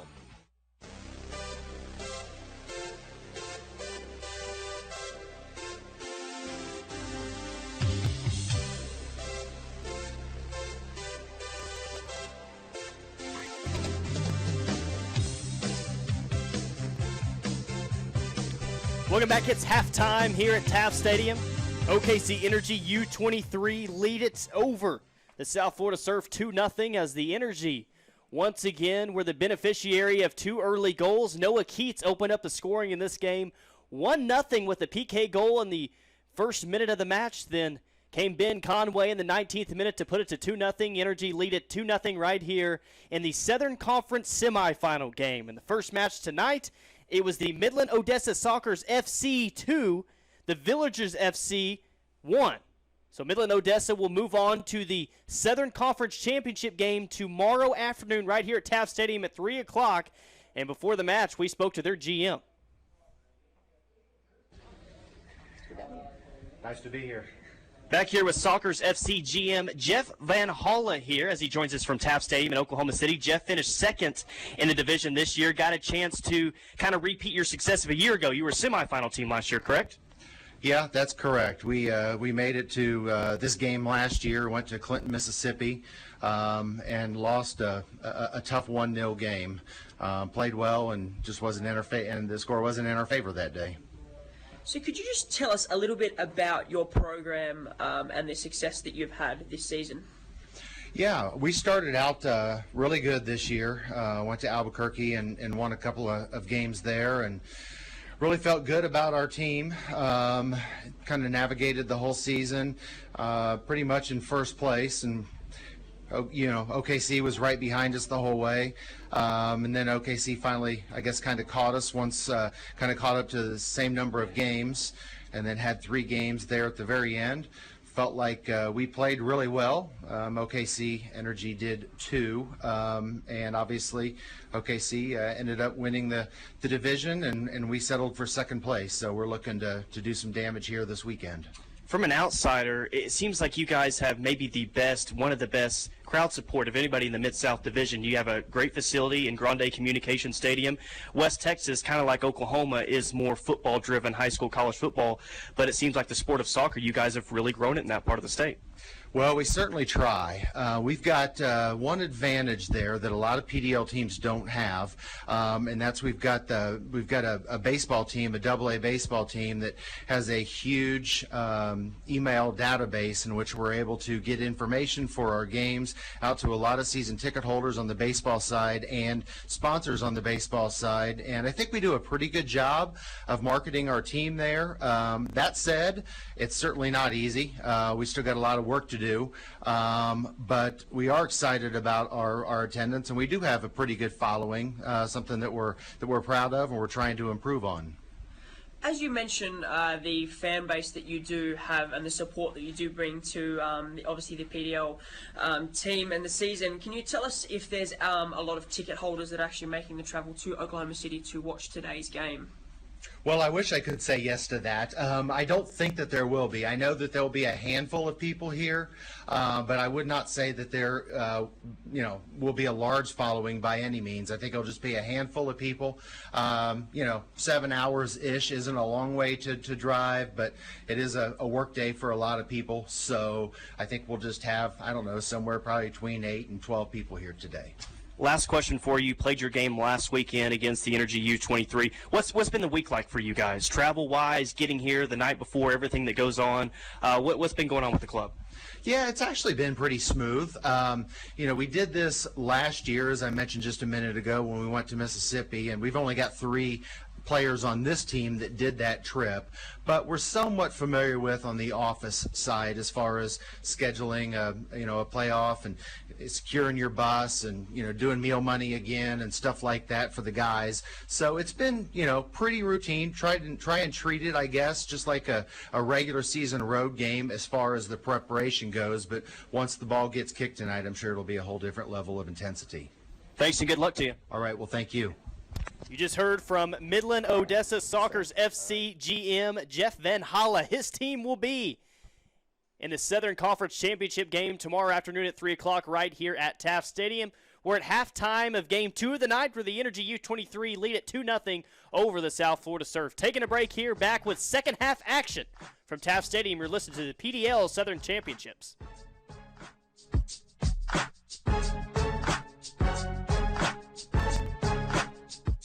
Cruise In Auto Spas, Norman's premier car wash, detail, and auto service center. Formerly Fast Lanes of Norman, Cruise In can get you in and out and on your way in as little as 10 minutes with their 9 different full-service wash options. Cruise In provides full-service auto detail as well as a full-service 20-point inspection service center. Located at 1235 West Main Street in Norman, Cruise In Auto Spas, the #1 auto wash detail and service stop for all Sooner fans. Visit them online at cruiseinautospa.com or come by and see them on the corner of Main and Berry. Cruise In Auto Spa, the favorite car wash for Sooner fans.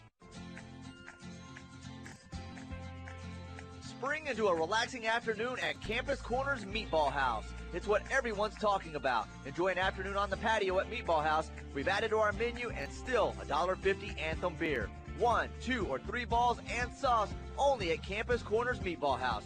Better when sauce. Balls, brunch, cocktails, plus as always, parking and back is free. It's the Meatball House on Campus Corner in Norman. Energy FC U23's Conference Championship has arrived. U23s will be hosting the PDL Conference Championship in OKC at Taft Stadium. The Energy FC U23s have put together a strong roster that combines local talent with some international talent. Come out and support your community team and be a part of the exciting PDL Conference Championship environment. Energy FC U23s will play the conference semifinal at 8 p.m. on July 22nd with a chance to play in the final on Saturday, July 23rd at 3 p.m. Come see your Energy FC U23s at Taft Stadium in OKC. Be there. To learn more, go to energyfc.com. It's time for golf season at the Links at Norman Golf and Country Club. Get a membership today and play for free until July. Championship golf course, state-of-the-art fitness center, and a beautiful swimming pool for the summer. Memberships as low as $90 a month. Go to linksatnormangolf.com or call 329-6549. Pay no dues until July. Ask about the variety of family golf packages. It's free golf at the Links at Norman Golf and Country Club. New members only. Some restrictions apply. 12-month contract required. For over 25 years, VIP Limo has set a new standard for the limousine service by consistently exceeding the expectations of their customers while providing elegant, convenient, and safe transportation. Whether it's a night out on the town or a special occasion, VIP has very affordable summer rates to help you celebrate safely. VIP Limo has also been voted Best of the Best by the Oklahoma Magazine for 14 consecutive years. Call 405-752-5466 to schedule your VIP limousine today. Usry, he's my plumber. Usry, he's my plumber now. 364 1001 Mom will run and get the job done. Yeah, Mom will get the job done. Usry, he's my plumber. Usry, he's my plumber. Usry, he's my plumber now.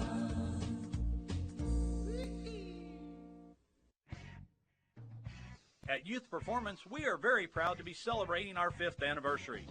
This summer, we have our highest enrollment in company history, but we still have room for your young student athlete. Whether you're wanting to become faster, stronger, or more agile, we have trainers to help your child achieve their goal. Stop by our Main Street location across from Sprouts or call 405-701-3416 and see your child's confidence and results soar.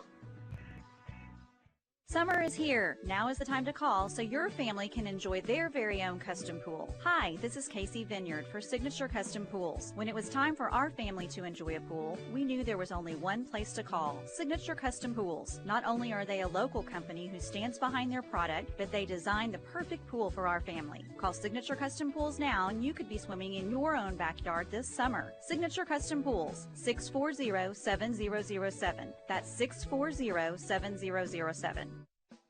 Located on the corner of Main and University since 1984, Norman Stamp & Seal has made its mark on Norman. Now under new ownership, Norman Stamp & Seal is ready to continue the tradition of quality stamps, seals, and engraved office products, with a new line of products as well. You can now engrave on wood, stone, glass, acrylic, or leather. Make a bamboo phone, personalized cutting board, or get photos engraved on sturdy materials like marble. Make an impression with Norman Stamp & Seal. Stamps, seals,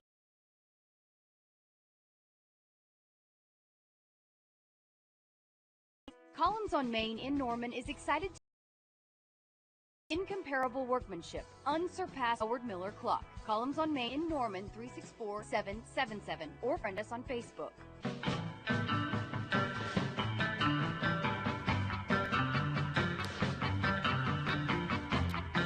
Welcome back to Taft Stadium in Oklahoma City. Second half action just about to be underway.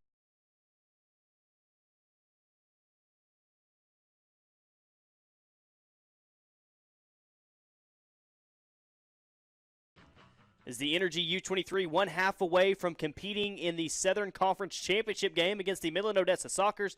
They lead it 2-0 right here as we're set for the final 45 minutes of the match. Tyler McComas along with Keenan Dowse.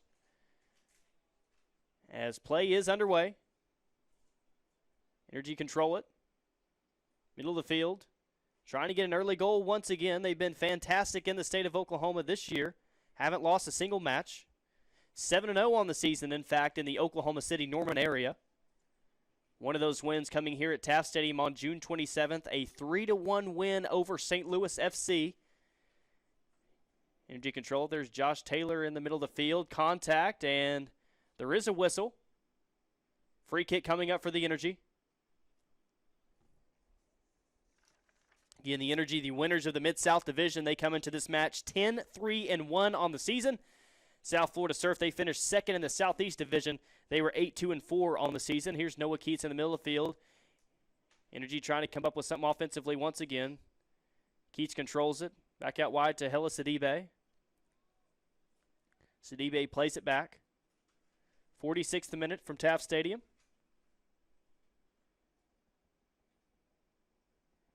Josh Taylor right around midfield. Gets it to the middle of the field. Noah Keats. Just retaining possession so far here early in the second half. As contact once again. Referee lets it play. No, he blows his whistle. And it's going to be a foul in the Energy. Free kick coming up for the South Florida Surf. South Florida really hasn't had a great opportunity as of yet. Not a great strike on goal. Had about 4 shots on goal in the first half. Much of them just kind of weak opportunities. Looking for their first goal of the half. Here they come on the attacking end. Tries to get to the middle of the box and easily played out by the Energy. They control it once again. There's Ben Conway on the near side. Gets it up to Hella Sidibe. Hella Sidibe could be on the run.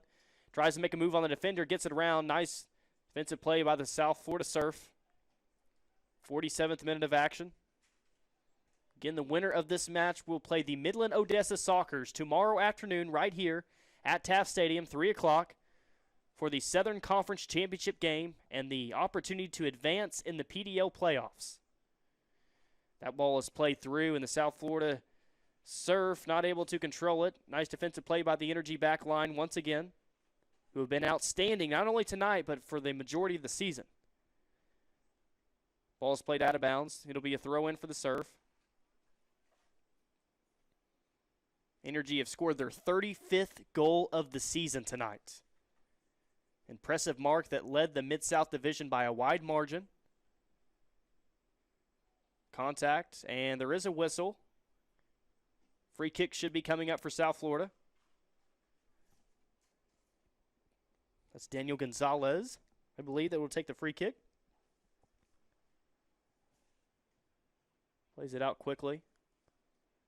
Just looking for a high-quality shot on goal in the 48th minute of the South Florida Surf.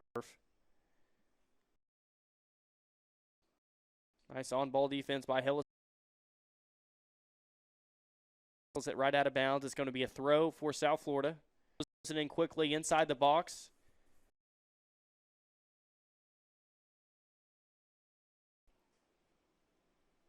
So first 3 minutes, Keenan, kind of start of the second. It may not be enough for Chris Benlove, though. To find Noah Keats into the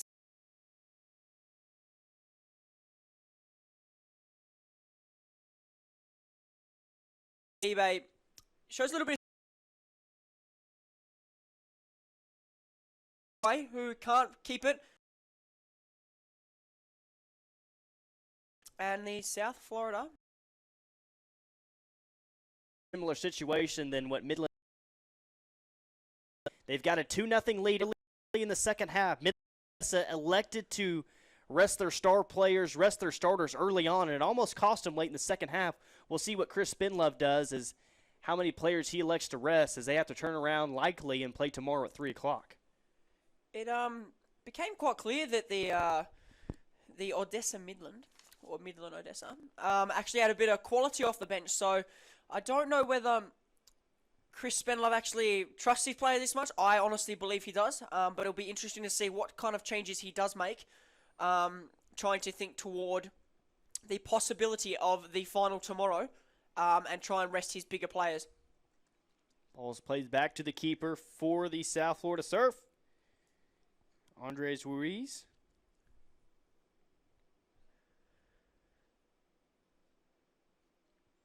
As the South Florida Surf try to keep a bit of possession, and then play the ball forward, trying to find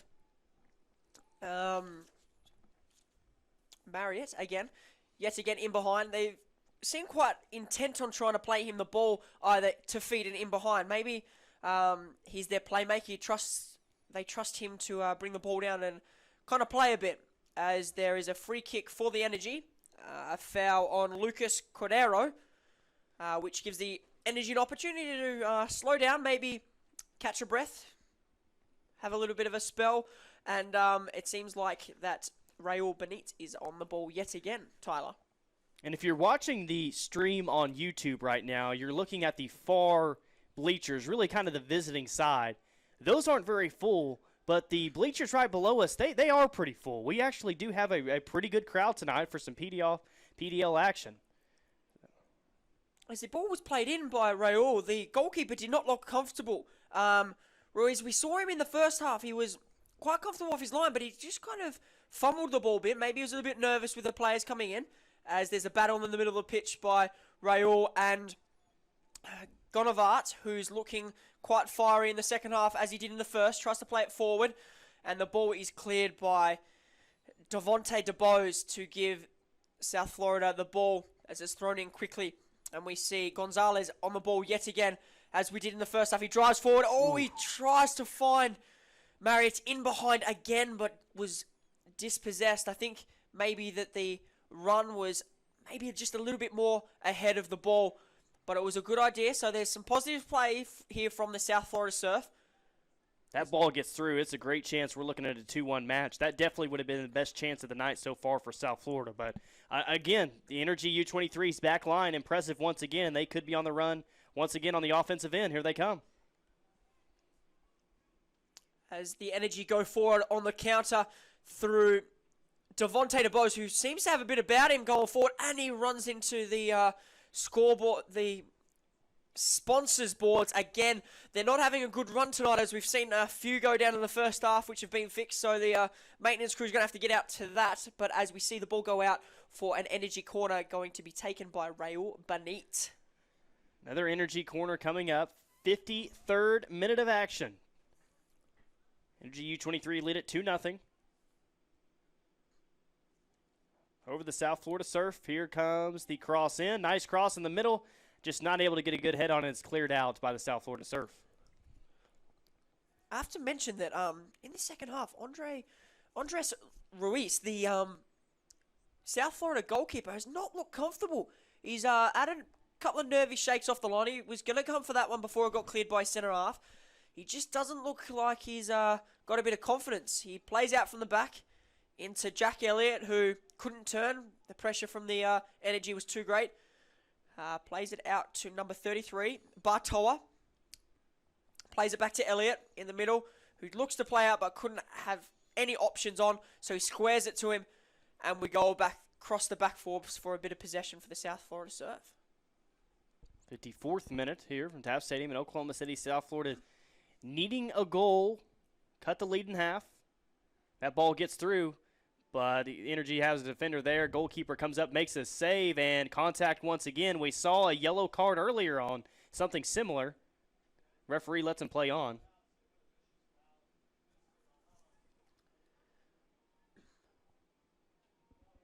In the modern game of football, it is quite clear that the goalkeepers are treated kind of specially. They kind of give them a little bit more protection than outfield players because obviously they've got extra duties, I would say, coming out and grabbing the ball and all that kind of good stuff. It just allows them more prone for referees to look after them a little bit more lenient than they would outfield players. Played back by the South Florida Surf as they cross midfield with it on the near side. They're trying to play the ball through, just not able to get it.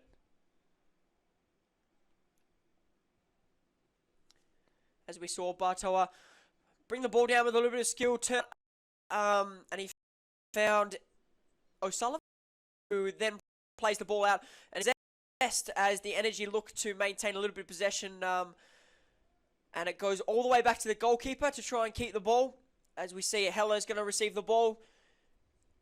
He brings it down. Oh, he almost brought that down. It was a kind of a tricky ball to deal with as the ball goes out for a South Florida throw, who plays it into Metz, who gets back on the ball, drives into the midfield, and he's cleared by the Energy defense.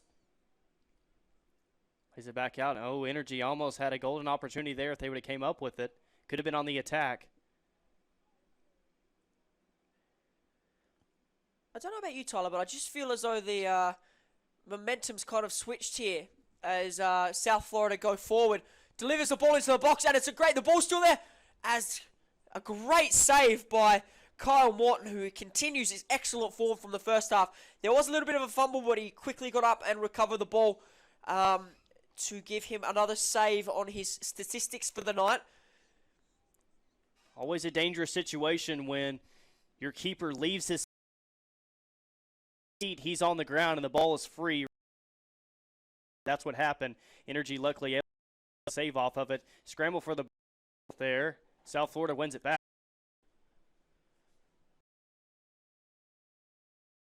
I would say, going as the ball switched long.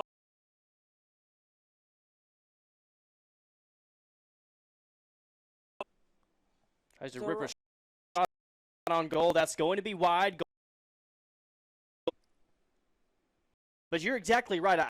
I do feel like the momentum has shifted second half, and they kind of had one just a few minutes ago, but it feels like South Florida's on the verge of really, really having a golden chance here at a goal. Yeah, I honestly don't know whether the Energy have kind of taken the foot off the pedal type thing, as we see a little bit of movement down on the touchline, as I think it is Paul Wyatt, number 17, if I'm mistaken. He's getting warmed up. But yeah, the shift is just a little bit different. I don't see if the Energy has actually put the foot off the gas, or whether it's just South Florida realising that they're down 2-0, it's in the semi-final, they're going home if they lose.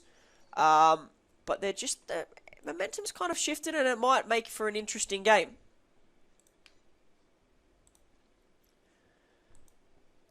As the ball is with South Florida, it's switched to number 14, Metz at right back. Looks to play inboard as the pressure comes on, and the ball's turned, and Marriott was through. He kind of pulled up. He's looking to the referee to say, was there anything there on me? He thought he might have been fouled. As the ball is back with Morton, shows a bit of composure, draws the striker in, and looks to play out. But he has no options, and he looks like he's going to go long. 58th minute of action here. As we can see, the Energy players are starting to warm up down the side. That may kind of urge Chris Spenlove to start thinking whether he needs to make some substitutions, but it looks like the first substitution for the Energy is going to be made. Number 17, Paul White, is going to come on. And who is he going to make way for? I think it's going to be the big fella up top, number 21, Lucas Cordero. He's had a very good game. He's brought the ball up. He's got involved.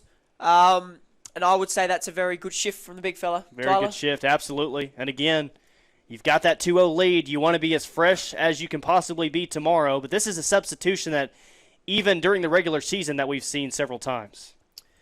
Yeah, I mean, it's just a different style of forward. Obviously, we see Cordero, he's nice and tall, bit lean. He holds the ball up quite well, but then you've got also Paul White, who's an out-and-out right striker, brings the ball down, gets involved, and we've seen that he's has the ability to finish as well. I mean, they're both great players. He's got the quality. Absolutely. And I think it's just a very simple one-for-one change, if I do say so myself. As the Energy remain with possession through Chad Dennis, who plays it back to the centre half. Looks to get back on the ball. Plays out wide to Owen, who gets there. Looks for Josh, but the ball's been played through, and the Surf pick up the ball. Chris Spenlove got to his feet there. It might have been a little bit to say about that rash pass. No foul by the referee. As Noah Keats looked to play Ben Conway behind it. It was a decent effort. I think the centre half read it because he saw him look up as the run came in behind. But it's a little bit better by the Energy within the last couple of minutes. They're looking to get on the ball, looking to push forward. Clock is a little slow on the stream. We are inside the 60th minute. And I can tell you, Coach Chris Spenlove right now is just thinking, if you can just get another goal right here, move it up to 3-0, it makes his decisions a whole lot easier on what he wants to do here in the final half hour of play. I mean, that's so correct. The way that people see it, as we see another slice of cheese come out for number 30, Daniel Gonzalez. He knew what he was doing. Professional foul. Josh was going to break forward. Very simple decision by the referee. So we see Energy have a free kick. But yes, going back to what you were saying, Tyler, if the Surf bring back one goal, it's 2-1. They're in with a sniff. If it's 3-0, it's a completely different game. The game's dead. Yep. And then Spen can bring more of his reserve players off the bench who still have quality, still have the impact of the game that can just see out, save the legs, and just do a shift for them, I suppose. Chad Dennis looks to play Devontae in, who tries to play it first time toward Conway. Couldn't get enough on it. The throws goes quickly, though. Is there a foul? The referee doesn't seem to think so. A few players might have a word with him. The ball comes out to Heller, who takes a touch into space. Sees Raul. He checks his shoulder, can't turn. As him and Heller try to link up, but he's got nothing on, so Raul plays back to Morton, who looks to keep possession quite comfortably. We do have the clock fixed now on the stream, but we're 61.5 minutes away. Here comes Ben Conway. Golden chance at a goal. Puts left foot to it, and what a save by the keeper. Golden opportunity for Ben Conway to add his second goal of the match, and an unbelievable save by the South Florida Surf to keep them in the match. And a little bit of anger there. Referee blew his whistle right after, and I can't tell who that was who just kind of angrily kicked the ball out of bounds. I think it was number 16, Owen Hoskins. I think he's just got a little bit of aggressive about that. He had a chat to the referee saying, hey, I've been pulled on the shirt a couple of times, but you can't kick the ball away. It's probably the most simple yellow card booking I've ever seen in my life. He knew what was coming, and now he's put himself in a tricky situation because centre halves, obviously, they're at the back, and they need to be aware of people, so he's got to be cautious now as Noah Keats gets on the ball and he's nice and composed, gets himself in a bit of time and space, picks out Devontae, who's got a bit of time and space. We know he's quick and couldn't do anything with it, and still wins a throw, and he's looking to keep possession. If we have a lot of high drama in the final 10 minutes, looks like we have a match. Remember that save just a minute ago by Andre Ruiz that keeps South Florida in the game. I mean, personally, I think that's the best save of the game, really. Even though he's looked a little bit nervous, he's still come up clutch with a good save as another yellow card comes out for Josh Taylor, who's just brought somebody down quite professionally, then stop and break them forward. So now we've got a few boys on yellow cards. We might see a few changes for Chris Spenlove just to keep everything code set so we don't have anybody missing if the score stays the same for the final. But a few boys have got to start thinking now. As Gonzalez gets the ball, drives through the midfield as he's been doing all game. Can he pick someone out? He looks to cross the ball, and it's a goal! South Florida Surf bring one back as Gonzalez whips the ball in. And I think it's going to be the man of the hour, Marriott, who flicks the ball over the keeper, Kyle Morton. The first mistake he's made all day. The Energy need to sort something out because that could be the shift in the momentum that we've been talking about, Tyler. And the shift of the momentum has already taken place, and now the South Florida Surf 63rd minute goal cut the lead in half. It is now 2-1. An unbelievable goal for the Surf, and all of a sudden we have a match once again. As we see a little bit of movement down on the sideline, Chris Spenlove might be just having a word to someone saying, hey, get ready because we might need you in a little bit. But that's a little bit of a game changer. We've got still 25 minutes left on the clock, and I think South Florida Surf may be with a sniff here. Throw coming up for the Energy. Seen a lot of the momentum go right back to the Surf here in the second half of action. Approaching the 65th minute. And this will be interesting for the Energy because obviously they're going to be put under a little bit of pressure, and that's when great teams emerge. The ability to remain focused and see out a victory under pressure is paramount. It's ridiculous how good teams can be and how much they may crack if the pressure is put on them. We'll see if the momentum change can lead to an equalizer goal for South Florida. Free kick coming in here for the Energy. Try to get it to Ben Conway. It's headed out. Ball is loose around. Energy not able to control it and put a shot on it. As we see Metz clear the ball there. He's still on the ball, getting involved. Metz continues his run. However, the ball is held up by number 25, Ethan Decker. But Metz still on the ball. He's onside. Can he square up the defender? But no, he decides to play back and keep the ball. And Hellas Sidibe does really well and looks to win a throw. And he does for the Energy. So we may see a substitution here in a minute for the Energy. Number 12,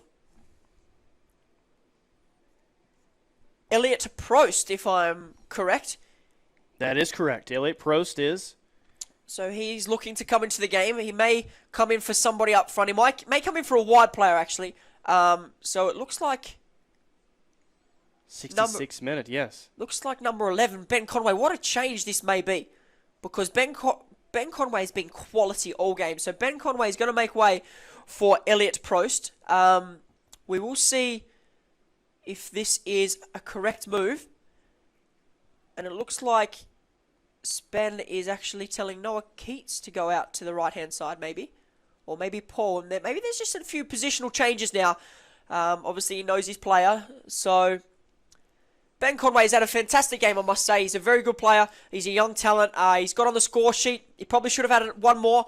But I would say that's a quality game from him, and I'm sure that Spen will give him a little high five as he goes past. Another quality game for Ben Conway once again, which has become a regularity from out on the pitch. Another great one tonight, adds a goal. South Florida trying to get the equalizer. And this looks, from the last 20 minutes of this match, from the first 15 to 20, this looks like a totally different South Florida team that's out there. I mean, that's 100% correct. I mean, if you look at them in the first half, they looked timid, they didn't get on the ball, they didn't go forward. And now they've got a little bit of confidence, they've got a goal, they've created a couple of opportunities. They know that they can try and break down this Energy defense. And it's crazy how much confidence can do for a team. I mean, you saw the momentum switch, and just like that, they've scored a goal. They're back in the game. It's 2-1 with 20 minutes to go. I mean, it's game on. Game on now. Halfway through the 67th minute of action. Winner will secure a spot in the Southern Conference Championship tomorrow against the Midland Odessa Sockers at 3 o'clock. That one's played all the way back, and it's going to be retained by the South Florida Surf. As Keats tries to run down, couldn't catch him as Heller goes up. No foul called. People throwing their hands up as we see a ball play through. Can it be the equaliser? And the Energy defense do really, really well. And the referee tells him to get up and tells him to play on. Bit of simulation there maybe from the referee. As Prost gives the ball out to Chad Dennis, who looks up and plays back to Prost, who's moved into a centre midfielder role. Chad Dennis is back on the ball, just giving the ball between them, just playing 1-2s. I don't know why he's sitting so deep as he's got time and space on the ball, but Prost seems to be getting a little bit of time on the ball now. And almost another great opportunity, another great possible opportunity for an equalizer for South Florida Surf. They continue to do big things on the offensive end. They do trail it 2-1 here in the 68th minute. Oh, here's contact. That's got to be a whistle. It's got to be a whistle, and it is. And it's a slice of cheese for number 3, Preston Kilwin. I mean, it was silly. It was a great first touch by Josh Taylor. Goes past him, clips his ankles. He knew what he was doing. So now we have a lot of players on yellow cards, I must say. Absolutely, yes. So from both teams, we have to be very careful that we don't see somebody giving their marching orders type thing. So it will be very interesting last 20 minutes, but it's exciting. Exciting, yes. This last 20 minutes will be very exciting, as was the first matchup where Midland Odessa, they won 2-1 earlier against the Villages SC. High drama in the final 15 minutes of that match. Likely to see the same result here. As Keats gives all the ball all the way back to Morton, who goes long. Heller's going to bring it down to try and maintain possession. He finds Keats in the middle, who plays it out to Wyatt. He squares the defender up. Can he keep the ball? He's done all right there. He's asking questions about the referee, and they've won the ball. And one thing I must add about Noel Keats is his work rate on and off the ball is unreal. I've been told by numerous players that he's just an animal when it comes to running and stuff like that. He's one of the fittest players. He's a professional, and it just is that little bit extra of quality that just makes teams like the Energy so good. However, they are being put under the pressure here, so we'll see how it turns out. If I had the stat right on the PDL website, Noah Keats has played over 1,100 minutes now this summer. This summer, wow. Wow. That's just impressive in itself. For a guy that's playing centre midfield, imagine how many miles he's run.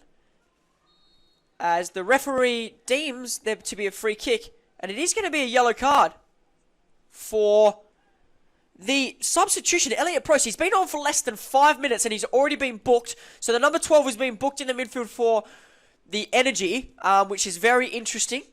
He hasn't been on for long, and I would have to say that was his first foul of the game.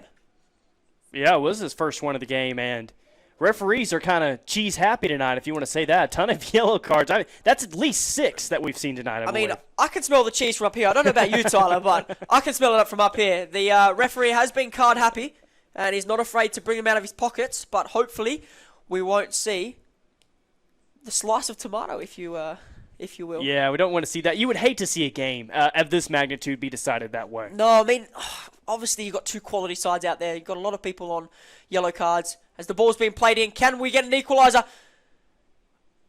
As South Florida maintain possession, we go out to Kilwin, who whips the ball in, and it's a shank of a cross or shot, if you will, but the ball's gone out for a goal kick. But you are right, Tyler, we don't want to see any red cards.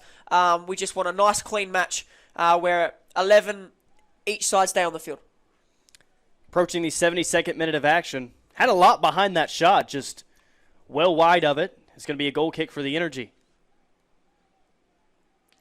As we see a little bit of movement down on the bench now, Coach Chris Spenlove is having a chat to one of his players about maybe what he wants to see, whether he's going to bring him on soon or what he doesn't see. I know that it is quite frequent that he looks to bring Chad Dennis off, number 6, who's playing in the centre defensive role. But he's started most games, so he must be doing something right to keep in the team. And he's a very talented footballer. Throw coming up for South Florida on the attack once again. It's been the theme here for the second half for the South Florida Surf, as they've already cut the lead in half. We're at 2-1 now, after the Energy held a 2-0 lead at the half. And ever since that missed opportunity by Ben Conway, the Energy really haven't had a great opportunity on their side of the field. Yeah, they have been sat quite deep, I would have to say. Maybe if they're just soaking up the pressure, as we've mentioned before, or maybe they just feel a bit under the pump, so they thought, okay, we'll just sit back in and soak this up until until we can sort something out. But, I mean, it happens when teams have just get this momentum going forward and you can't do anything about it. So instead of trying to fight it, you just sit back and just soak it up. As Benitez gives the ball to Prost, who's recently been booked, but he's still going at the ball quite hard. So he sits back in now as Wyatt cuts off the angle. The ball's been switched out to Kilwin, who looks to drive forward into the midfield. Played that one long, and that's going to be an easy play on the ball for the goalkeeper, for the Energy. As Morton wastes a little bit of time, as we see goalkeepers do. So we do see a bit of movement. Garrett Welch is going to come into the game. Is notorious as a centre midfielder, so we might see the likes of Chad Dennis or maybe even Noah Keats or Josh Taylor come off, because we do know that there's a chance that they may be playing tomorrow if the game stays like it is. It's a fine line you cross. You'd like to get your guys as much rest as you can, but it doesn't matter how much rest that they have if you're not able to secure this game. It's a very dangerous game to play. As we see Rail drive forward, he strikes! Oh, and it just kept sailing. He leant backwards and the ball just kept rising and rising, but it was a decent effort. He created himself some room, so we can't really be angry about that. So we see the board being lifted, and it is Chad Dennis coming off. He's played a splendid game. As we see Garrett Welch come on. He's put a decent shift in at the centre of midfield. I think he'll be very happy with his game. He's played a good 75 minutes. And he can't really complain about that, can he? No, absolutely not. Chad Dennis will retire to the bench, though, here. 75 minutes in. Garrett Welch comes on. Final 15 minutes. So he touches the ball immediately right away. And it is always interesting to see when players come off how coaches react to them, because some coaches are a bit standoffish, but you see Chris Spenlove giving high fives, giving a hug, saying, hey, well played, you did everything I asked you to, all the good things. So it's a good sign, it's good positivity seeing from the sides of when every substitute comes off. He always gives a high five, has a little chat to him, so it's just great leadership. Ball stolen away. Can the Energy create something here? Here they come on the run, trying to get to the far side, headed out. That was a little cheeky run by Elliot Prost, who peeled out to the back stick, and Keith Sawyer is running, but he just couldn't execute that pass to get it to him and over the defender. Energy trying to set it up, have some possession. Here's Hela Sidibe on the near side. Still controls it, plays it back to Josh Taylor. 76th minute of action. Taft Stadium, Oklahoma City. Energy U23 looking to move on to the Southern Conference Championship tomorrow against the Midland Odessa Sockers. 3 o'clock. Tyler, I have to say that the South Florida Surf are beginning to get a little bit tired. As Noah Keats go forward, he drives into the box. It was a great little tackle. There's still a tussle in the corner. It looks like that South Florida is going to come away with the throw.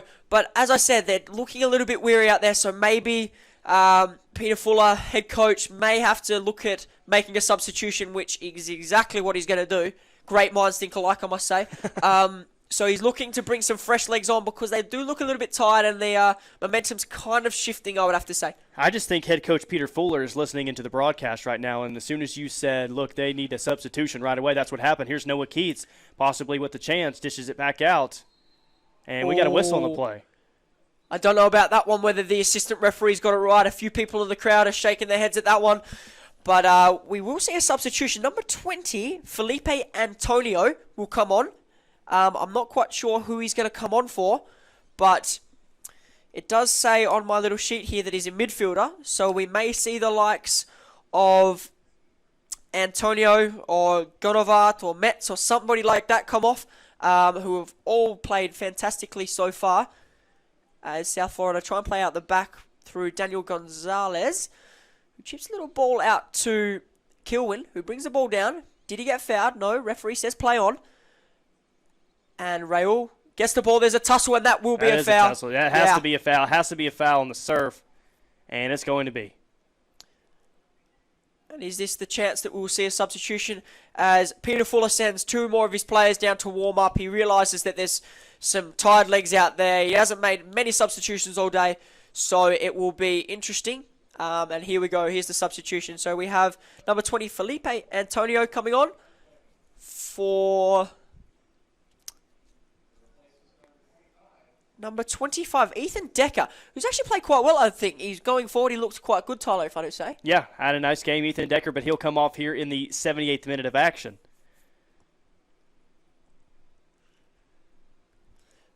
As the final instructions are yelled out by head coach Peter Fuller, and he sits back and just watches his team in work as the ball's going into the box, but it will be cleared. South Florida come away with the ball. Plays it. There's the first touch for the young number 20, Felipe Antonio. Gives the ball to his teammate who's put into a 50-50, and it seems like it's a South Florida throw. Will be a South Florida throw. Again, they are looking for the equalizer. South Florida down 2-1 to the Energy U23, 79th minute. Almost the exact same situation that we saw last match. And it feels the same way, too. The team that is trailing has all the momentum. Very, very true. The tempo of the game has just slowed down a little bit. Obviously, it may be different because they're still going 100 mile an hour out there. As Antonio keeps the ball, plays it back to Elliott, who looks to go in forward.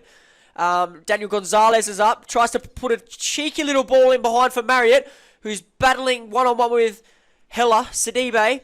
As it comes back out to Antonio again, who's looking lively since he's come on. Keeps the ball, and the ball is out for a South Florida throw, and it will be thrown in by Kilwin.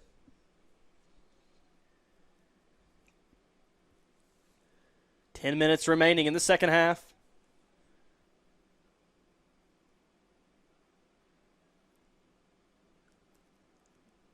As the cross comes coming in and gets a head on it. Ball still loose, back up in the air, and it's played back. Looked like there momentarily, though, that South Florida was going to have a great chance to put another head on goal. I saw Marriott actually put his hand up, asking the referee for a penalty. Maybe he thought that there was a handball shout in there, but the referee denied the accusation and said, no, play on. I've got the whistle. Listen to me type thing.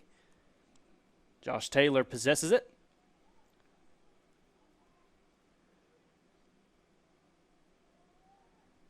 As the Energy look to maintain possession, as I say that, a big ball was kicked to rail, and it seemed like there's a handball, and there's no cards being dished out, but it was a lovely touch by Benitez, and he's back on the ball here. He's looking quite lively. Energy play the passing game. He looks to keep the ball as he drives into midfield. Josh Taylor on the ball now. Noah keeps checking in, and Hella's driving away. Josh Taylor back on the ball. Gives it into Welch. Welch turns. Can he drive? Sees an option of Wyatt. Wyatt brings the ball down. Looks to take him on. Oh, lovely bit of skill there. Plays it back to Prost. Prost is asking where his support is. Takes a touch on the ball. Can he get it back there? Heller takes a touch away, and the Energy play a little bit of possession ball as the ball's played into Wyatt. Can he deliver? Cross coming in, just deflected away by the Surf. Still, I like what I saw of that possession there for the Energy. Possessed the ball a little bit, still had a decent chance if that ball's not deflected away. Let's see if they could have done anything, put a shot on goal, but nonetheless, I like the way that they moved the ball in that possession. Very, very true. We've just seen Preston Kilwin get the ball at left back with no pressure, and he's tried to ping a 50-yard diagonal ball in the way of Marriott, it was ambitious to say the least, as the Energy give away the ball, and Kilwin's going to throw the ball in for a South Florida throw. South Florida throw coming in, 8 minutes remaining in the second half, 82nd minute of action. Winner, once again, will advance to the Southern Conference Championship tomorrow at 3 o'clock against the Midland Odessa Sockers. Surf has it in the middle of the field. Dishes it back out. Inside the box, and it's going to be just wide. Well wide. Goal kick coming up for the Energy. And I'll have to say, the youngster of Felipe Antonio has looked very, very sharp since he's come on. He's got into the game quite quickly, as we see a couple of substitutions down on this side. Number 13, Garrett Luce, will come in for the Energy, as well as number 21, Guilherme Calavanchi. If I've pronounced that right. That was a great accent, actually. Yeah, thank you. I think he's Brazilian, if that sounds right. If any Brazilians are listening, I apologize if I murdered that. But anyway, so we've just ticked over the 83rd minute, and we will see Raul Benitez come off. He's played an absolutely wonderful part, as he goes up to have a little high five with his teammates come off. He's put an absolute shift as Garrett Luce comes into the midfield. Raul Benit, a very, very impressive match for Raul Benit once again. Highly, highly skilled player. I will have to say, there's not many people we can say on the pitch that have had a poor performance. That's very true. I can't think of anybody right now that's had a poor performance. Both goalkeepers, I think, for the most part, have played well. You look at the South Florida Surf, Andre Ruiz has given up 2 goals, but one of them came off a PK. And the other one was the deflection that he really can't do much about. Yeah. Picking the man of the match seemingly right now could have some more goals scored, but that's going to be a tough chore. I tell you, it's a very, very tough decision right now as the ball's played into wide, who brings the ball down for Prost, who sees a running behind by Garrett Luce, and the goalkeeper comes out, he's fumbled it. The referee's quite close, he sees it, and it will be an energy throw. Oh, I have to say that Ruiz has absolutely made a kerfuffle out of that, I must say. He's came out to claim it, but he didn't get his mitts around it, so there was an opportunity there. It was a great opportunity for the Energy. Weren't able to retain possession, control possession. If they would have, been a great chance at making this a 3-1 match. Nonetheless, they throw it in. They have possession midway through the 84th minute. That was going to be played easy. Save back to the goalkeeper. Here come the Surf once again on the attack. As the ball's given away cheaply there, as Paul White drives forward. He is very isolated, so he looked to hold the ball up.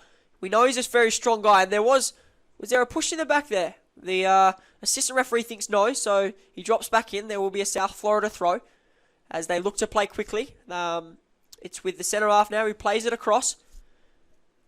And the ball's going to keep coming to Jermaine Metz, who looks to play in board. Checks his shoulder to number 20, Antonio, who we've seen on the ball a couple of times. And now the new face, Guilherme, gets on the ball, plays it out wide to Kilwin, who looks to take on Luce, who gives away a foul, which is quite cheaply, actually, because this is a very dangerous position. So the South Florida Surf are looking to set up a set piece. If they can capitalise, this would be very, very interesting for the game. Could be one of the few remaining opportunities that they have left. Free kick coming up. 86th minute now. South Florida Surf trail the Energy U23 2-1. Serve comes in the middle of the field. That's just kind of deflected away by the Energy, and they play it back out. You can sense that there's a little bit more urgency now within the South Florida Surf team as they look to realise that there's only 4 minutes left before the end of this game. So they're looking to try and push to that equaliser. And I wouldn't be so daft to say that Peter Fuller is probably going to go 3 at the back soon enough. Chance possible coming up. South Florida has it in the middle of the box. Energy trying to control it away, trying to kick it out, and they do. There was contact, no whistle. Have a player down for South Florida. And there is a whistle. And is that going to be a foul on the Surf? I think the Energy have just drawn a foul there, so that will give people just a little bit of a moment to have a spell and just relax, time waste and all that kind of good stuff. So the Energy will take that very, very positive. 87th minute now. Energy taking their time on this free kick, as you would expect. That one's going to be played all the way on the other side of the field. Gets a head on it, not able to control it, but they played that one extremely long off the free kick.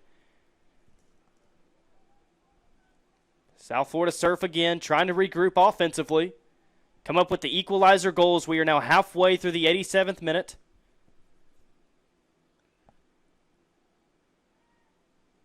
Again, they're going to play it wrong, right into the middle of the box, and that's going to be an easy save for Kyle Morton, the goalkeeper.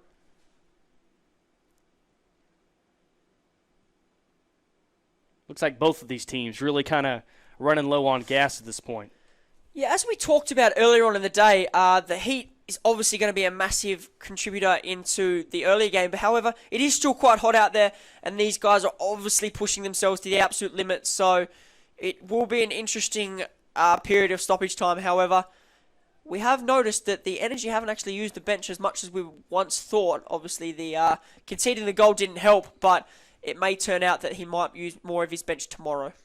That's going to have to be the case because tomorrow's game, that you're talking about playing in the heat of the day, that's going to be in the heat of the day right at 3 o'clock in the afternoon here from Taft Stadium. Midway through the 88th minute, and you're exactly right. I expected head coach Chris Benlove to use more of the bench than he did, but if he can secure a win here tonight, he's obviously has the right idea. I tell you, tomorrow is going to be an absolute scorcher, so if you are in the vicinity at 3 p.m., feel more than free to come out. It's a perfect place to get a tan. As the ball's being played in to Proust, as he comes through it, and he gets the shot off, but it's saved. Rips a shot with the left foot, got enough behind it, but another nice save to keep the South Florida Surf in the game. That's Andre Ruiz, who's made 2 nice second-half saves to keep the score at bay and keep his team in the game as we are now inside the 89th minute. I don't foresee 5 minutes of added time like we saw in the first half. No, well, there has been a couple of injuries and stoppages for yellow cards and substitutions, but I cannot see there being more than 3 minutes additional time. But then again, referees are a different breed, so we may see something different. As we see Kilwin on the ball, who whips in a cross. Can he bring it down? Gonzalez brings an unbelievable first touch, brings the ball down as he had the bench on his feet. But he could not deliver. Great save again by Kyle Morton. As we are now as Kyle Morton plays it long, we are now at the 90th minute, 4 minutes of added time. So as another sponsored board gets knocked out of the way by Wyatt, they're not having a good run tonight, these sponsors' scoreboards.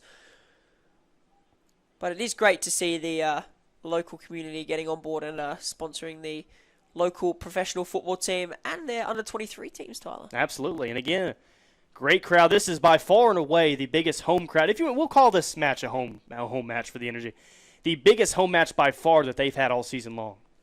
That's very true. Biggest crowd, anyway. If you look, how many do you reckon are here? 100, 150 people? Maybe more than that. A little bit more than you think, possibly. Yeah, but it's great to see that the community's got behind them. I mean, obviously we have a first-team game tomorrow, so if the Energy are very fortunate, it will be an absolute cracker of a day. It will be great to bring your families out and have a few beverages and sit in the sun, and it'll be a great day out. Is that your idea of a perfect Saturday afternoon? Well, if there was a beach involved, I'd be sold.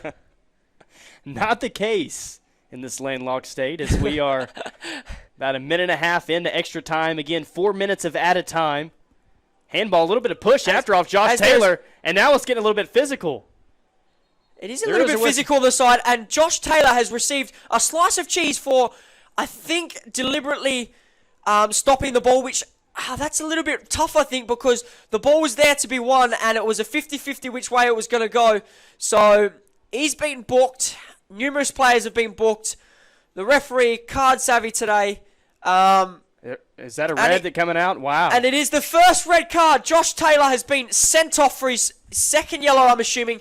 And he's having a chat to the referee, but he's given his marching orders, and that is an awful decision by the referee. Means that Josh Taylor is now going to miss the final tomorrow. And it is an absolute blow for the Energy under 23s. What an unbelievable break. The game seemingly in hand at this point. And Josh Taylor, he didn't initiate the contact down here. He didn't. The ball was there to be won. They were having a hard-fought battle as the ball's whipped into the box, and nothing comes of it as it's come away. But yeah, Josh Taylor has been given his second slice of cheese, and he's been given his marching orders. This ball gets into the box, and there was a flag that went up. It's an offsides call. Wow. That looked there for a brief second. Nobody was around him. He had it in the middle of the box. It looked like South Florida was going to have a shot on goal to tie this game. The Energy have to rebound here. This match isn't over. Josh Taylor's out of the match now. They have to rebound and close this out. I mean, yeah, the concentration levels have to be there for the Energy because obviously they're going down to 1-0 for 10 men for the final couple of minutes. So it is vital for them to hold on. But I honestly That's a massive blow for tomorrow's game. Josh Taylor will not be available if the Energy U23 are able to hold on against Midland Odessa. As that ball played long, can they get to it? And there's contact. Was it initiated by the keeper? And it's a penalty. He's given it. Has he? There was definitely contact. I thought it was initiated by Kyle Morton, the goalkeeper. And the referees are going to talk it over here. I think the assistant referee has indicated that the ball's gone out of play, so it will be a goal kick. That is a very, very lucky decision from the Energy. There was a bit of a scuffle between the goalkeeper and the player. The ball was in front of the player. That was very, very lucky. As we're into the final minutes of the game, everybody's eyes are on the referee, looking to see if he's checking his watches. We are in 4 minutes of added time now. As the ball comes to Luce, who loses the ball, ironically, and he tracks down as Antonio gives the ball into number 5, O'Sullivan. O'Sullivan plays it out wide to number 21. Guillermi delivers the ball, and it's a header, and it's gone out for a goal kick. That's a very poor header, and it brings up the final moments of the game as you see Chris Spenlove down on the touchline, urging his team to hold out for the win. And what a conclusion to the game. Wow, an unbelievable conclusion. We thought there might be some high drama in the final 10 minutes. That's exactly what we've gotten. We are in about 5 minutes into added time of the 4 minutes allotted time, so got to think that time is about to shortly run out on the South Florida Surf season. But what an unbelievable match that has unfolded in front of us here at Taft Stadium. And that's it. That's the final whistle. And the Energy U23 will move on to tomorrow's Southern Conference Championship match against the Midland Odessa Sockers.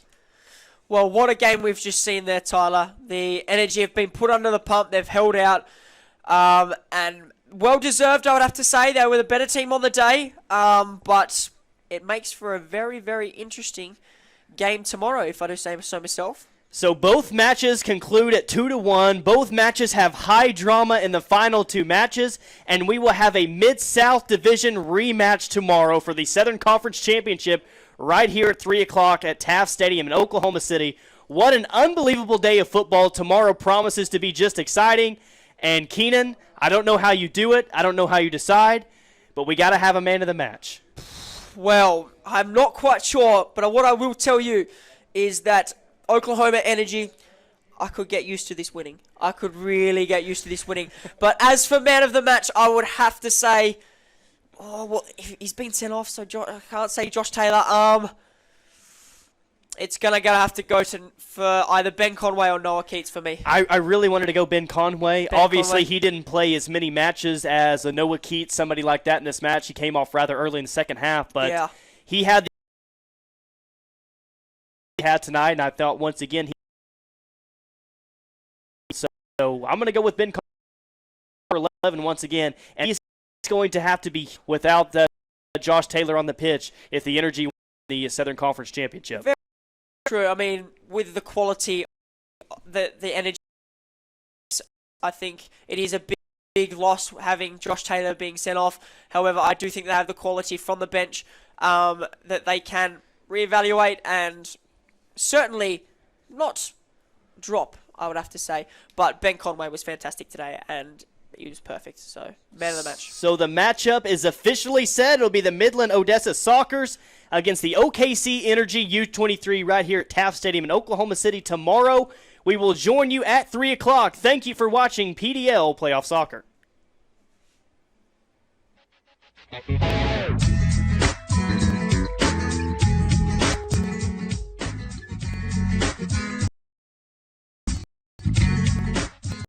On 1400 AM KREF, North Moore, Oklahoma City, KADA